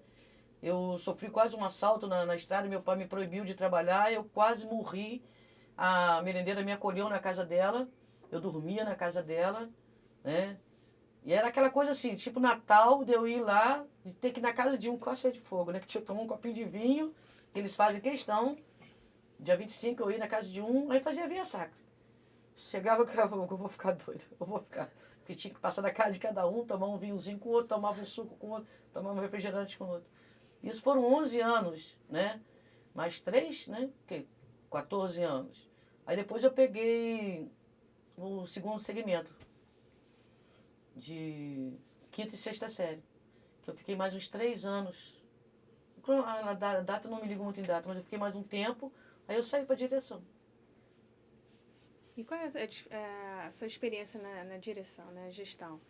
Qual é a maior dificuldade que você enfrentou? Qual foram as... O que eu costumo falar, que a gente comenta muito lá na Escola Evandro, eu acho que não existe. A nossa gestão tem que ser participativa, né? Então, eu acho que, como eu falo, o diretor em si é o boi de piranha. Tem que ter o diretor, o nome. Ele que vai assinar documento, ele que vai tomar... Agora, a nossa convivência lá... eu não sei, mas eu acho que não rola esse negócio como eu vejo quando a gente se encontra no projeto, os diretores, né? Enquanto o projeto Todo Mundo, você percebe assim, um pessoal meio nariz em pé, né? Eu, na ilha, lá em Itacuruçá, no encontro tinha mesa dos diretores, tinha mesa do FML, tinha mesa do pessoal da Oi, então eu gosto de ficar no meio do pessoal dos FMLs, que eu faço esse trabalho também. Então, lá no colégio a gente faz o seguinte, não existe, né, função, existe responsabilidade. Então, se você for um gestor que você tenta centralizar, aí já era. O pessoal fica bobo quando eu falo assim, cantina não é comigo, não quero saber de dinheiro, não é comigo, não me bota em cantina, que lá a gente faz de tudo. Porque eu vou dar bala para as crianças, aí a diretora adjunta fala, você sai daí, que se eu falar, você vai dar, eu dou mesmo. Não sei vender para criança, Que é uma balinha barata, né? Se me pedir, eu tô dando. Então a diretora diz junto. Não, Sandra, você não pode não. Fala, se quiser que eu fique na cantina, eu fico. Mas não vou prestar conta de nada. Porque se me pedir uma bala, eu morro. Você bota essas crianças no colo e vai na cantina, você vai levar a gente à falência. Que a gente tá juntando um dinheirinho para fazer a nossa festinha. Que a gente vai fazer em outubro, né? Então a nossa relação é isso. É uma gestão descentralizada. E eu falo que não existe função, existe responsabilidade de todos. Né? Na hora que eu tenho que ser o diretor, aquele que tem que dar uma chamada, né? Dar uma freada, não é chamar, é dar uma freada. Falar, nossa, essa atitude sua não está legal. Como eles também têm a liberdade de falar comigo. Entendeu? Olha, Sandra, não achei, você pegou pesado nisso. Então a gente tem essa relação. Né? Ô, Sandra, você falou de transdisciplinaridade. É um pouco disso que você usa para... Eu acredito que sim. Eu acredito, não, eu tenho certeza. Hoje eu tenho plena convicção. O pensamento transdisciplinar, a princípio, para mim, era uma coisa assim... Nossa Senhora, é sair do arroz com feijão e pegar Fala um prato de vocês que eu não conheço. Que você vai me apresentaria hoje, um prato. Cuscuz paulista? Sei lá, nem sei o que é, né? Então, os termos que eu falei, meu Deus do céu, de onde... Eu trabalhava com 5 dicionários. Aí eu falei com a Maria Mello, né? Da Escola do Futuro. Falei, eu não entendo nada que vocês estão falando comigo, gente. Esse negócio de lógica do terceiro incluído, comunicação síncrona, comunicação assíncrona. Então a gente foi correndo atrás. E alguma coisa me falava que eu tinha que continuar, né? Hoje eu já estou até mediando os cursos. Dentro da minha realidade. Eu falo a minha lógica, né? Porque esses termos que eles usam é muito complicado. Mas o espírito, né? Acho que o fundamento do pensamento transdisciplinar é isso. Eu acho que são 3 coisas que me ajudou muito. É você saber conviver com as suas possibilidades e impossibilidades, né? Com as limitações. Com as diversidades e as complexidades, sem a gente se desesperar. E o fator tempo, que para mim ele não me apavora mais. Que a gente trabalhava muito com a questão do tempo, né? E eu falo com a Leila que vai vir amanhã. Eu falei, Leila, olha, você está no 2º ano, cara. O tempo, você não pode culpar o tempo de nada. Quem faz o tempo somos nós. Ai, Sandra, mas eu não consigo. Que você ri de tudo. Eu falei, não é questão de a gente rir de tudo. Você tem que buscar o equilíbrio, né? Eu tenho o meu temperamento, eu sou temperamental, mas eu não sou de dar sinal. Ou para mim, ou eu vou 8 ou 80, assim. Sou muito de ouvir, mas para eu explodir tem um temperamento sanguíneo, né? Mas que é raro ele se manifestar. Mas ele existe. E se eu tenho consciência, é difícil, né, me separar dele. Mas em questão de atitude, de comportamento, até em família, com meus filhos, também foi maravilhoso essa questão. E isso foi dentro do projeto Todo Mundo que eu me capacitei, né? E me fala uma coisa, você formou na escola normal, né, de professores. Escola pública, é. E como é que foi? Você fez graduação depois. Quando é que você conseguiu chegar perto disso? Essa parte da minha vida, assim, tipo assim, antes dos 35 anos que eu tive meu último filho, né? Eu tenho a Lívia com 22, tenho o Danilo, né? Perdi o 3º e engravidei do 4º. Eu tinha fator compatibilidade sanguínea com as crianças, que o pai era positivo e eu negativo. E eu vivia do trabalho para casa. Eu não era essa pessoa que eu sou hoje. Autoestima totalmente baixa, né? Sempre fui isso que eu sou, né?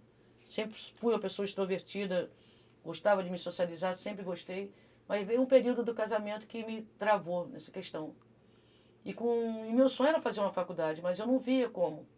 Até com os 37 anos, na época, o pai dos meus filhos falou, você não faz porque você tem medo. E eu busquei. Eu fui fazer no estado de Minas Gerais, que é onde eu podia, porque eu ia só 3 vezes na semana. Tipo assim, eu saía de casa às 7h30 da manhã, voltava só, Deus sabe. Quando conseguia carro, eu chegava em casa meia-noite 15. Quando o caminhoneiro fechava a estrada, eu só chegava 2 horas da manhã. E com 3 filhos pequenos. Casada, com direção de escola. Né? Então foi um desafio muito grande. Não fiz a faculdade que eu queria ter feito. Que a gente se dedica, né? Não tinha como. Diretora de escola, mãe, esposa, dona de casa. Né? Minha mãe, fora, além dos compromissos que eu tinha com a minha vida, eu tinha minha família. Minha mãe tinha Alzheimer, eu tinha que ir para o hospital com ela. Eu li, às vezes, debaixo do livro do hospital para ler um livro. Né? Então, eu não fiz o curso que eu deveria ter feito, né? Nessa questão de estudo mesmo. Mas me realizei. Foi, acho que, um despertar para mim, foi excelente. O fato de você estar convivendo numa universidade com pessoas, cabeças pensantes, atuantes, então isso te enche de energia. E depois eu quis fazer uma pós em gestão porque eu não sabia o que era, nem sei até hoje, não existe a fórmula de ser diretor, ser gestor de uma escola. Não existe, não existe uma receita, né? Acho que você descentralizando, sabendo conviver com isso tudo que eu falei aí, a gente consegue caminhar. Não existe assim um título, para mim não é título, para mim é uma responsabilidade muito grande. E qual o curso que você fez? Eu fiz letras, E me angustiou muito o curso de letras, porque eu queria muito conhecer, né? Eu queria entender, tinha aquele autor português, o José Saramago, aquele cara, eu falei, cara, ainda vou te pegar ainda vou te entender um pouquinho. Eu não, como que eu ia ler um livro de José Saramago?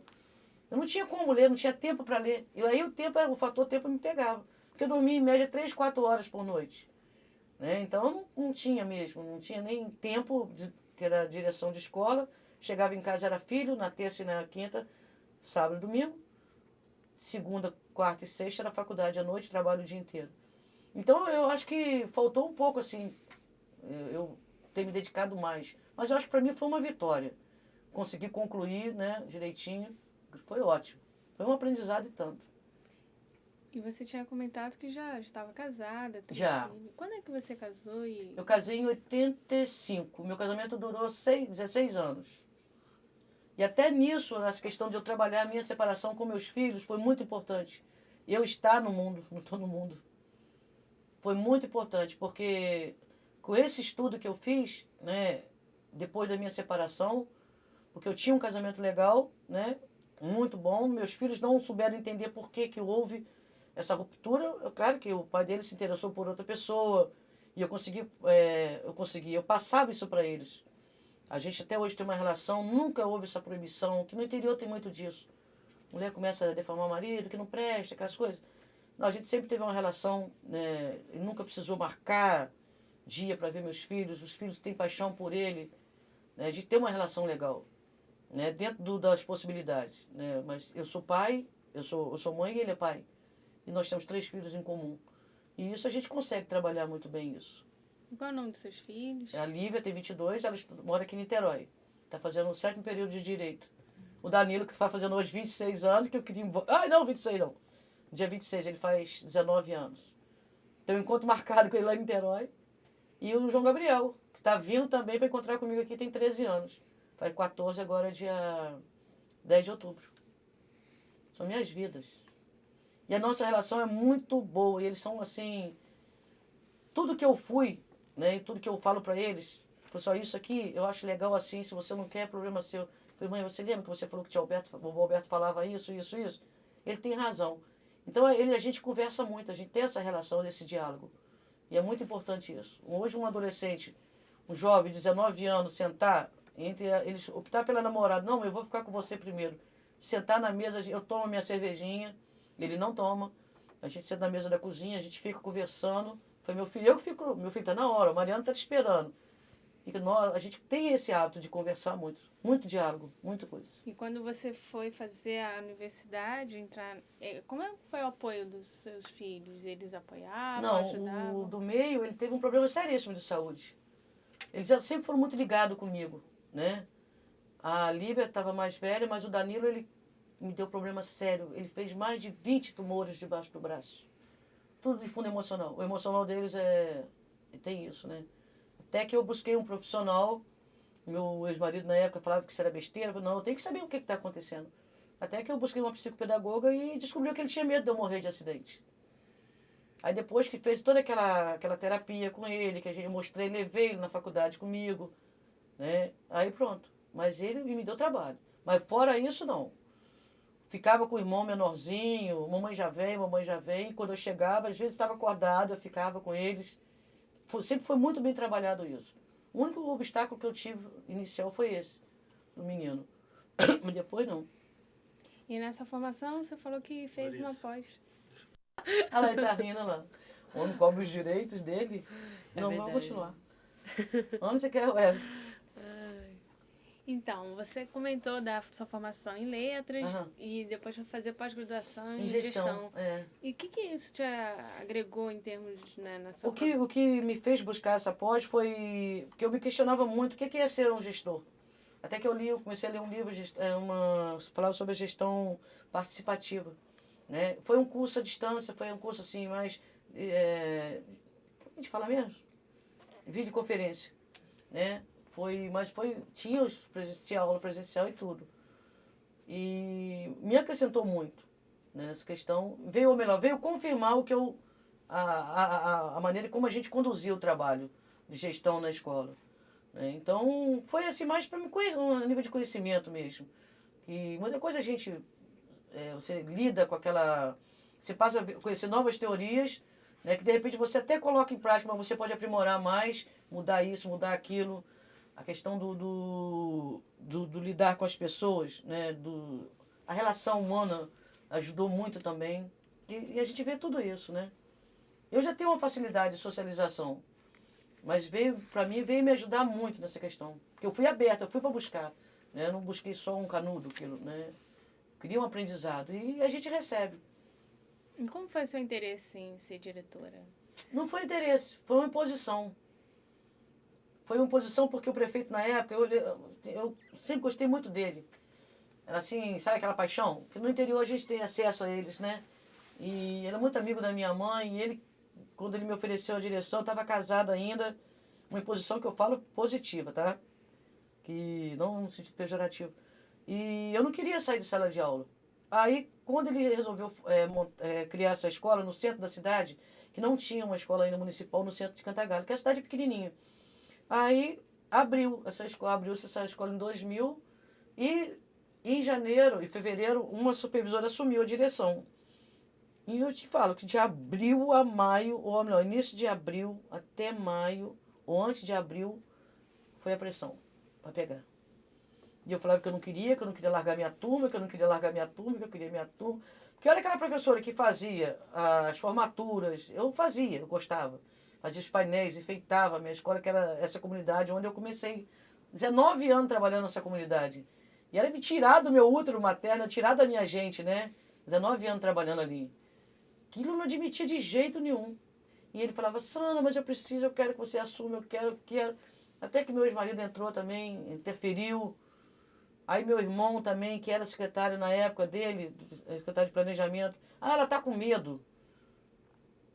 Aí ele falou assim, não, medo não, você vai ter todo o nosso apoio. Aí eu entrei assim com a cara e com a coragem. Nunca estive em direção, né? E ali a gente está até hoje. Já 2 governos que eu passei. Vai fazer 9 anos ano que vem. Como você lidar na direção? É uma coisa positiva? Muito, para mim é. O que eu acho que me acrescentou muito é você buscar, saber ouvir, né? Saber conhecer, lidar com situações que você tem que respeitar. Né? Isso aí o pensamento também me ajudou muito, você saber lidar com as pessoas, você saber ouvir, entender e ser rigorosa sem ser... É o rigor e a rigidez, né? Você tem que ter um certo rigor, tem que ser uma certa determinação, você não pode ser também a ferro e fogo. Teria alguma história que você teve que enfrentar, assim, uma dificuldade? Dificuldade? Não, eu já tive, quando eu já suspendi uma turma, porque desacataram Foi uma experiência negativa, assim, que foi o primeiro desentendimento que eu tive com o pai, com a mãe, né? Em 8 anos. Foram 2 que me marcou. Um menino fazia apologia, uma maconha dentro da escola, eu tive que suspender. Era filho único, né? A mãe ficou meio... Mas hoje já fala comigo. E o outro que eu suspendi da aula, a turma toda. E eles tinham prova. E eu falei, vai ficar com 0 a turma todinha. Faltaram respeito com a coordenadora. A mãe falou que ia me botar no fórum, estou procurando ela, esperando até hoje o processo. Tentou entrar com advogado, tudinho. Eu falei, não, volta atrás, é 0 e é 0. Entendeu? Não volto. Sandro, não, ele vai ficar com 0. Manda ela me colocar no fórum. Procura fórum, juiz, quem ela quiser. E uma situação que também, que eu acho relevante, ponto positivo, que a gente tem muito na escola, a gente acolher as crianças em todos os sentidos. Agressão física. A gente fez uma denúncia ano passado, fui para a delegacia, né? Uma história de uma criança que foi agredida, primeira vez o braço quebrado, a gente começou a observar. A segunda vez as 2 orelhinhas dele quase cortadas aqui, né? E na terceira vez a professora já entrou na secretaria chorando. Sandra, eu não aguento ver isso. Aí quando ele me mostra tudo, né? Eu falei, meu filho, o que tinha acontecido? Ele não, minhas costas. Eu falei, deixa a Sandra ver. Quando eu levantei a camisinha dele, eu abaixei. Fui lá, peguei a digital, que a gente tinha comprado uma digitalzinha, tapei a cabecinha dele e fotografei. E a gente já tinha comunicado ao Conselho Tutelar isso. Aí eu fui lá, fotografei. Eu só não fotografei as partes íntimas dele porque, para não constrangir, tinha marcas de unha no testículo dele. Aí eu falei assim, olha, tia Sandra não quer que você mostre o rostinho. Aí eu peguei e liguei. Falei assim, olha, se vocês não tomarem uma decisão agora, eu estou indo por fora agora. Só sei que foi assim, imediato. Levaram para fazer o corpo de delito. A juíza estava lá, tirou a criança deles, da mãe, que a mãe era viúva, um cara andava na cadeira de roda. E eu falei assim, tem outro agravante, as 2 meninas não vão. Se vocês não derem segurança, eu estou levando elas comigo. Para a casa dele eu não vou deixar, né? Que eram 3 irmãos. E aí, na mesma hora, não. Deram, né, a guarda para o conselho ficar no abrigo. Depois a avó paterna pegou as crianças. E isso a gente não omite, a gente não tem esse medo mesmo, não. O cara falou que ia me matar com um espeto de churrasco. Estou até hoje esperando. Eu e outra funcionária. Né? Então a gente sofre. Se a gente não tiver amor, se a gente não tiver coragem de ajudar essas crianças, você vai ficar lá recebendo seu dinheiro, não fazendo nada, né? E dá trabalho, envolve. Isso aí envolve envolvimento, né? Tem que se envolver. Esse envolvimento eu falo mesmo, porque parece uma cacofonia que fala. Mas ele tem que se envolver mesmo. Tem que se meter no meio. Conta pra gente, Sandra, como é que é a escola, né? A sua escola, e como é o aluno dela? A minha escola, parte física, né, precária. Feia, né? Mas eu falo com meus alunos o seguinte, a gente não... Nem tudo na vida é um ovo de Páscoa. Às vezes estão bonito por fora e oco por dentro. O nosso é o contrário. A gente é feio por fora, mas a gente tem um recheio maravilhoso. Eu falo com eles, são vocês. Então, quando eu fui viajar agora para Natal, eu vou sala por sala me despedindo deles. Olha, quando a mãe sai, a gente entrega a casa à família. Então, eu espero que vocês tomem conta da casa de vocês. Aí um fala assim, também você não vai voltar mais. Eu falo assim, ó, e se eu morrer no avião, vocês vão lá no meu velório. Vai ter que me beijar, vou ficar pretinha. Então, a gente tem essa relação muito amiga, né? Os alunos mudaram o perfil deles. A gente faz um trabalho de integração, né? De escuta, de entender, de ouvir, né?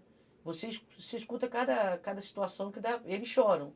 Você vê um adolescente, quase 1,80 m, que ele chora porque ele está brigando com o padrasto. Eles contam, eles têm a liberdade. O perfil deles é esse.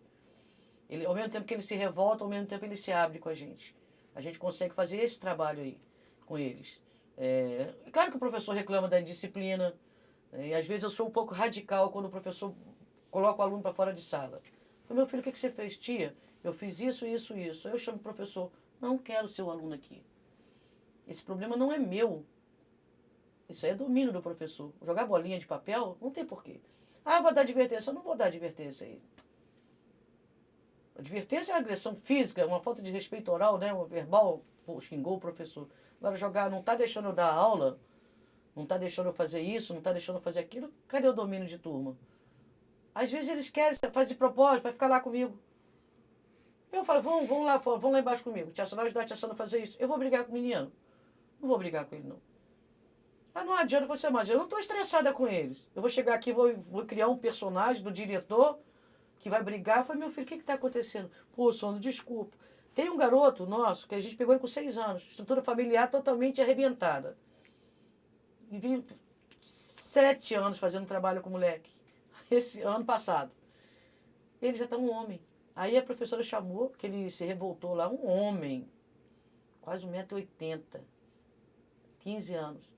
Ele botou ele para fora de sala, ele foi na minha frente. Aí ele comecei a rir. O que você está rindo? Eu disparei a rir. Falei, Didi, você lembra, Didi, quando era o contrário? Eu ia na frente, você atrás, pequenininho. Agora você está um homem na minha frente. Ele, pô, senhor, eu peguei pesado, desculpa. Eu vou pedir desculpa a Luciene. Falei, então vai lá, meu filho, pede desculpa a ela. Aí ele me conta que não, saiu da escola, falou que está arrependido, queria voltar. mas eu não posso mais aceitar por causa da idade. Nossa clientela é essa. Se você tratar eles com carinho, procurar ouvir, conversar, muito diálogo mesmo, você tem tudo com eles. Muita coisa. E quais são os recursos que vocês têm no colégio? A nossa escola, com toda essa parte física desestruturada que não tem, a gente tem salas que não tem porta, não é uma culpa assim governamental, porque é uma situação difícil. Essa escola, o governo anterior fez uma adaptação de uma clínica, adequou a escola, né? Então, o prefeito hoje não tem onde colocar essa escola. E, ao mesmo tempo, ele não quer acabar. E para fazer uma obra, implica em eu parar com o processo. Entendeu? Então, é uma situação que eu sonho para o ano que vem, né? Que eles ofereçam uma escola Evandro em termos de prédio melhor. A gente tem portas, sala que não tem porta, mas tem o laboratório de informática, que é do projeto Todo Mundo, né? Tem uma biblioteca que eles, através do projeto, eles começaram a se interessar mais pela leitura. A gente vê a rotatividade da biblioteca, né? Biblioteca mesmo, eles têm acesso mais a livros, estão querendo ler mais. Porque no início teve aquele, como eu relatei, né, da questão da curiosidade. Agora não. Vem a questão da pesquisa, da curiosidade de ver coisas que vão acrescentar para eles. Então já seria um resultado. A gente não tem assim uma quadra. O professor, coitado, de educação física, ele me pede para comprar, eu compro. Rafael, toma aqui 15 bolas. Porque se cair no rio, é bola de R$1, R$2, tadinho. Porque não tem uma estrutura para ele trabalhar. Os jogos a gente participa por participar. Porque a gente fica sempre em último lugar. Não tem uma quadra, não tem lugar para treinar, né? A escola é feia, a parte física dela. Mas eu acho que o recheio dela vale a pena a gente continuar. Vale a pena a gente continuar lutando e a gente tem certeza que a gente vai conseguir. E como o projeto Todo Mundo entrou no colégio? Então, entrou quando a gente estava numa escola que é o sonho nosso voltar para esse prédio. Foi onde a gente começou. Na Escola Cenecista Cantagalo, que era o nosso patrono, o professor Evandro. Ele foi um professor ali sensacional, né? Desse prédio. Quando criou-se essa escola, o pessoal da escola que escolheu o nome, em homenagem a ele, que era um professor muito dedicado à educação em Cantagalo. Então a gente colocou como patrono ele, né? E ali a gente tinha o nosso prédiozinho ali. Depois tiraram a gente dali e colocou nesse prédio que funciona uma faculdade. Além disso, funciona uma faculdade, um curso à distância lá, né? Que hoje até onde a Rafaela se formou, que é o UF, o Unirio, funciona tudo ali. Então a gente não tem, assim, autonomia sobre o nosso prédio. E o projeto veio, o convite em 2001, quando a gente estava lá no Senec ainda, que é onde o professor Evandro trabalhou. E ele começou mesmo a ser desenvolvido na escola onde a gente está hoje, em 2001. E como foi a capacitação dos profissionais para lidar com esse novo projeto? Então, quando a Samara ligou, na época, ela me deu praticamente um dia para eu mandar uma pessoa para São Paulo. Eu não podia ir, porque tinha marido que não ia deixar, tinha filho pequeno. Eu coloquei uma professora, falei, Márcia, vai você. Sandra, eu não tenho roupa. E no interior é bom por causa disso, né? Um emprestou a mala e eles mandaram um e-mail, né? Um fax, roupa que tinha que levar. Meu filho, cada um emprestou uma peça, emprestou um para lá, outro para cá. A secretária de Educação na época pegou R$200 do bolso dela, colocou na mão dela e a gente montou ela para São Paulo, com a cara e com a coragem. Ela ficou 9 dias em São Paulo, na capacitação, a FML, né? E o meu envolvimento no projeto foi porque sempre me chamou muita atenção o projeto. E eu sempre estive, né, lado a lado com ela, com a FML. Tanto é que quando ela saiu para ter os filhos dela, que ela tem gêmeos, eu assumi o projeto, assumi a direção, aí até deu um problema com a secretária de Educação. Eu não preciso colocar a Márcia no laboratório porque você dá conta. Eu falei, não dou conta não, estou segurando a onda dela porque ela está de licença. Mas sempre me envolvi muito com o projeto, porque eu sempre gostei do projeto. E como você já falou que o projeto ele só veio a somar, né?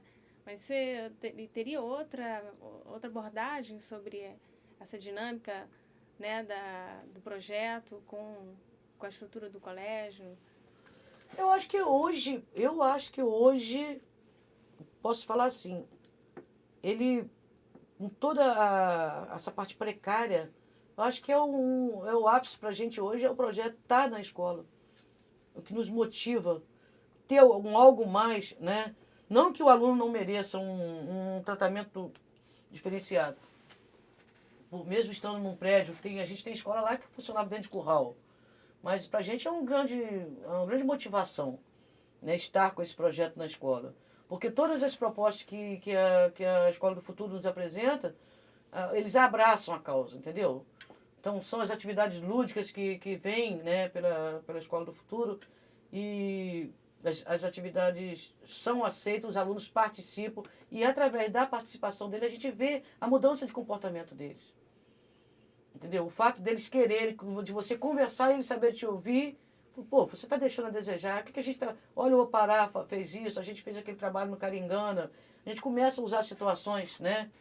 Agora a gente vai entrar num outro projeto também que vai além, para a gente é um desafio, através também do... Eu não sei se é não tem nada a ver com a Oi, não. Fahrenheit, um projeto do pessoal do Canadá. Então, onde que uma escolinha do interior ia ter essa ousadia de querer? Ia ser a interação, seria hoje o primeiro contato com eles. Mas eu não pude participar. Mas a gente vai, sobre a questão climática, do aquecimento global, a gente mete a cara nessas questões, todinho. A gente faz parcerias com os grupos, né? Por exemplo, a Lafarge, o Grupo Lafarge de Cimento. A gente tem um projeto com ele de trilha interpretativa para a gente explorar o Jardim de Cantagalo. Porque a nossa escola nunca teve pátio. Então, o sonho que eu falava com os professores, não precisa de espaço, o jardim lá é lindo. A praça lá é maravilhosa. Então, a gente leva os alunos para o jardim. Então, o nosso projeto hoje é Nosso Jardim, Suas Fontes de Riquezas. Então, os alunos tem uma trilha interpretativa que ele explica para o pessoal da comunidade o que tem ali no jardim. Nós fizemos uma exposição agora de fotos antigas, até de 1920, que eu consegui da Praça de Cantagalo, fizeram um paralelo. Então a gente explora, e tudo isso aí vem, isso vem com o projeto Todo Mundo, essa coragem que nos dá da gente abraçar os projetos. E a vontade de fazer acontecer, né? Você comentou comigo que vocês faziam umas festas na escola. Festas? Umas festinhas para arrecadar verba, festa junina. Ah, não, a gente fazia. Aí depois, até que a nossa escola, por ser de centro, foi um pedido assim muito consciente, a gente aceitou do secretário de Defesa Civil por causa do trânsito. Porque as nossas festas bombavam, fazer festa junina, as crianças participavam, né? E a cantina, a gente tem a cantina, mas a gente fazia assim pangariar para comprar coisas não necessárias, que a prefeitura dá um suporte muito bom a gente. Os alunos têm lápis, caderno, livro, uniforme completo, casaco, né? Tem uns que não gostam de usar, aquela coisa de adolescente. Merenda. Então, às vezes, quando a gente queria uma coisinha assim, a gente fazia umas festas assim para angariar fundo, tipo comprar uma digital. Agora, com o dinheiro do PDDE, né, Programa de Dinheiro Direto na Escola, a gente ainda recebe essa verba do governo federal. Então, é legal. A gente só está precisando de um prédio. Nosso prédio, acho que era um sonho de todo mundo lá. Ter a nossa identidade, ter só a Escola Evandro, não dividir com mais ninguém. No princípio, a gente dividia com o Senec, né? Você ouviu falar no Senec? Não. Era um colégio do governo federal, um negócio assim. Depois, quando a gente achou que a gente ia ter o nosso cantinho, veio esse curso à distância, entrou também. Então, a gente nunca teve um ambiente só da Escola Evandro. Acho que é o sonho de todo mundo que trabalha ali. E voltar para esse antigo prédio nosso. Esse coração gigante aí que você tem, todas as histórias que você acolhe os alunos e tal, o que você gostaria de falar assim para as pessoas, sei lá, deixar uma mensagem sobre a forma que você lida com os alunos? Isso aí eu acho uma coisa que me deixa apreensiva. Eu tenho medo dos futuros educadores. Eu penso que se não botar esses bichinhos no colo, cara, não vai não. Porque a gente trabalha, não que a gente tenha o objetivo de ser psicólogo, a gente não é formado nisso. Mas a cada dia que passa, a cada dia que chega uma criança na escola, ele chega mais violentada. Ele chega muito mais machucada. Né? E eu falo isso com uma certa autoridade porque eu sou padre de trabalhar o dia que Deus fala assim, para. Porque eu não tenho pretensão de aposentar. Porque meus filhos estão morando aqui em Niterói. Mas eu percebo que eu vou fazer falta se eu sair agora. Eu poderia sair. Mas eu não quero parar, porque eu me preocupo, porque você vai ouvir depoimentos de profissionais mais novos, eu tenho 48 anos, e eles precisam da gente, eles precisam de um educador, de uma pessoa que ame, que bote eles no colo, porque é difícil. Você vê a história de crianças que eles querem aprender, mas não conseguem porque a fome não deixa. Eles querem aprender, mas eles não conseguem porque ele levou uma surra. Então eles precisam botar para fora isso. Então se a gente não tiver esse tempinho, eu falo com meus professores o seguinte, a gente não vai perder 10 minutos, a gente não vai perder 15 minutos. A gente vai ganhar, para um pouquinho. Não chega fazendo chamada, né? Vamos ouvir o que está acontecendo. Porque eles não têm esse tempo de ouvir em casa. Então eu me preocupo muito com essa parte do aprendizado das crianças. Se está difícil hoje, né? Eu acho que muitos buscam parte financeira. Eu não, se eu for ser sincera para vocês, eu fui casada com um dentista que me dava tudo. Eu poderia muito bem ter largado a minha profissão, né? Mas eu sempre gostei, eu amava o que eu fazia. E mesmo depois de separada, que veio a dificuldade financeira na minha vida, aí eu tinha a recompensa maior. Que era ter essa liberdade com meus alunos, de poder dividir com eles. Eu falo com eles da minha vida com eles abertamente. Quando uma criança não entende o pai que está separado, que o pai vai conversar comigo, quando eu falo da minha vida para eles, eles choram e eu choro junto com eles. Entendeu? Quando um aluno está com câncer, que a mãe fala assim, Sandra, eu preciso que você passe para a turma, que meu filho está condenado. Então, se a gente não se envolver nisso, quem vai se envolver? Se a mãe está te pedindo ao mesmo tempo, tem família que te pede socorro. Eu tenho o Pedro Henrique, que ele, foi Deus que tirou ele de mim, porque o pessoal falou assim, se esse cara morrer, você vai morrer junto com ele. Ele saiu da minha escola. Porque, tipo assim, ele ficava em coma no INCA. Quando ele chegava, a primeira coisa que ele fazia, ele me implorar para ele deixar eu estudar. Então é sinal que ele gostava daquilo ali. E eu, quando fui contar para a turminha dele que ele tinha câncer, né? Ele ajudou, falou, cara, você vai me ajudar. E a gente vai, eu fiz todo um preparo com ele. Quando eu falar de pedrinhas, você vai falar que a quimioterapia é uma pedrinha, que a gente vai saber que tirar. Então foi toda uma história que a gente construiu junto.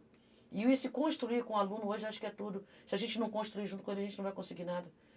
Não vai ter rede privada, não vai ter a melhor escola estruturada. A escola pode ser folheada a ouro. Ela pode ter a quadra mais linda, a piscina mais linda, se não houver aquela vontade de abraçar essa turma, de ouvir essa turma. Acho que seja em qualquer escola. A gente não vai conseguir, não. Porque está cada vez mais complicado. O sistema, não sei que sistema é esse, mas o nosso sistema vai ter que você trabalhar aí. Vim acolher eles primeiro. Pô, não vai ter verbo, não vai ter aritmética, não vai ter fórmula nenhuma que vai colocar isso na cabeça deles. E eu acho que é isso, a gente continuar amando e vivendo. E isso aprende cada dia que passa.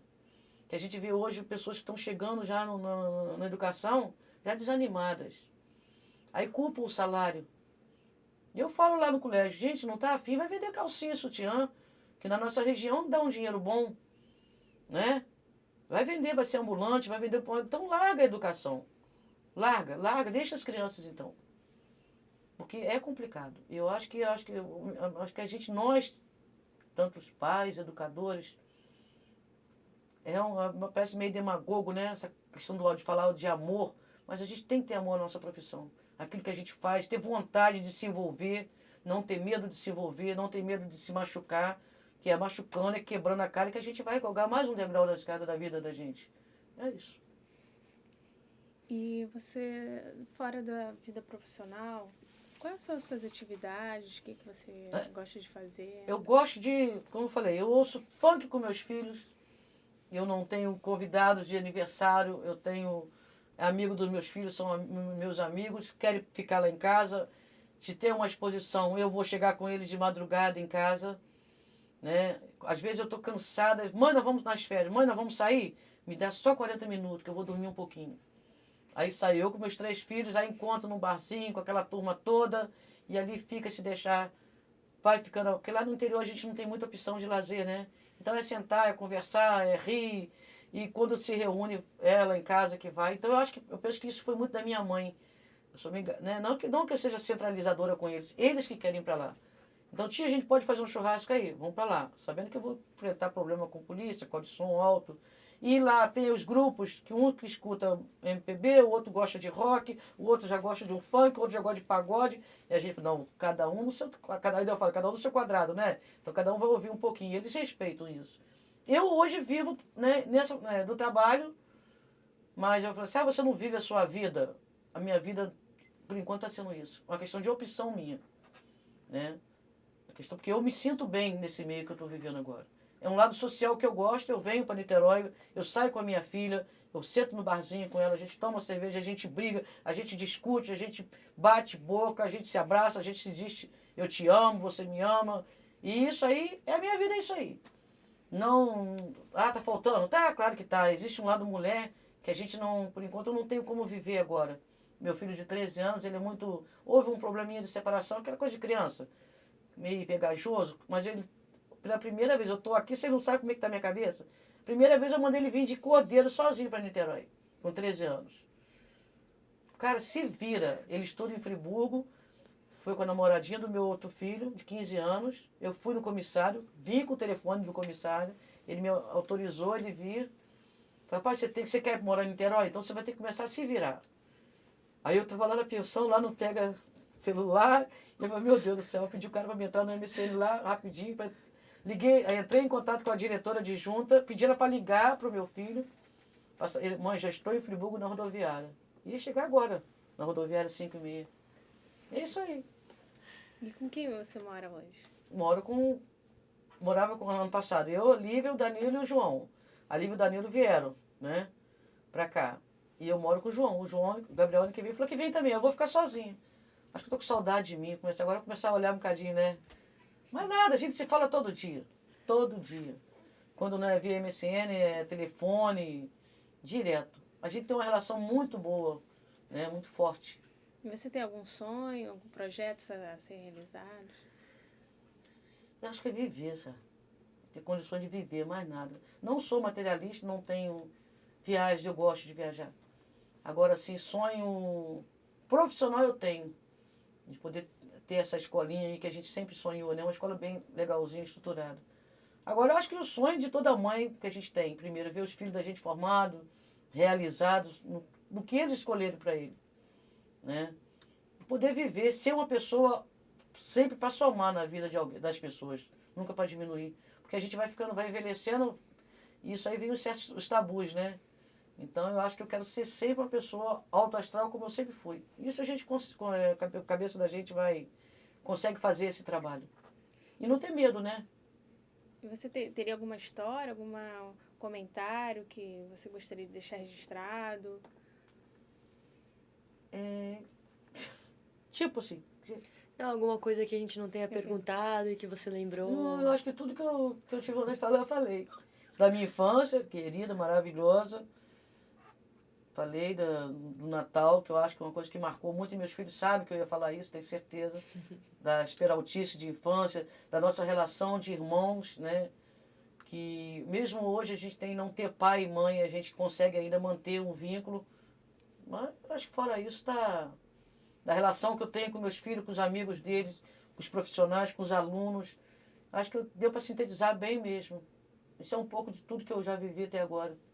Não tem mais que... achei isso. O que você achou, Sandra, de ter participado dessa entrevista? O que você... Fiquei super tranquila, não sei se você percebeu. A gente estava ansiosa, né? O cara vem da roça, vai falar que vocês vão para um estúdio, a gente fica assim pensando o que vai acontecer lá. Meu Deus do céu. Como as meninas estão ansiosas, né? Eu acho que foi prazeroso trabalhar com vocês, perceber que vocês escutam a gente em todos os sentidos, né?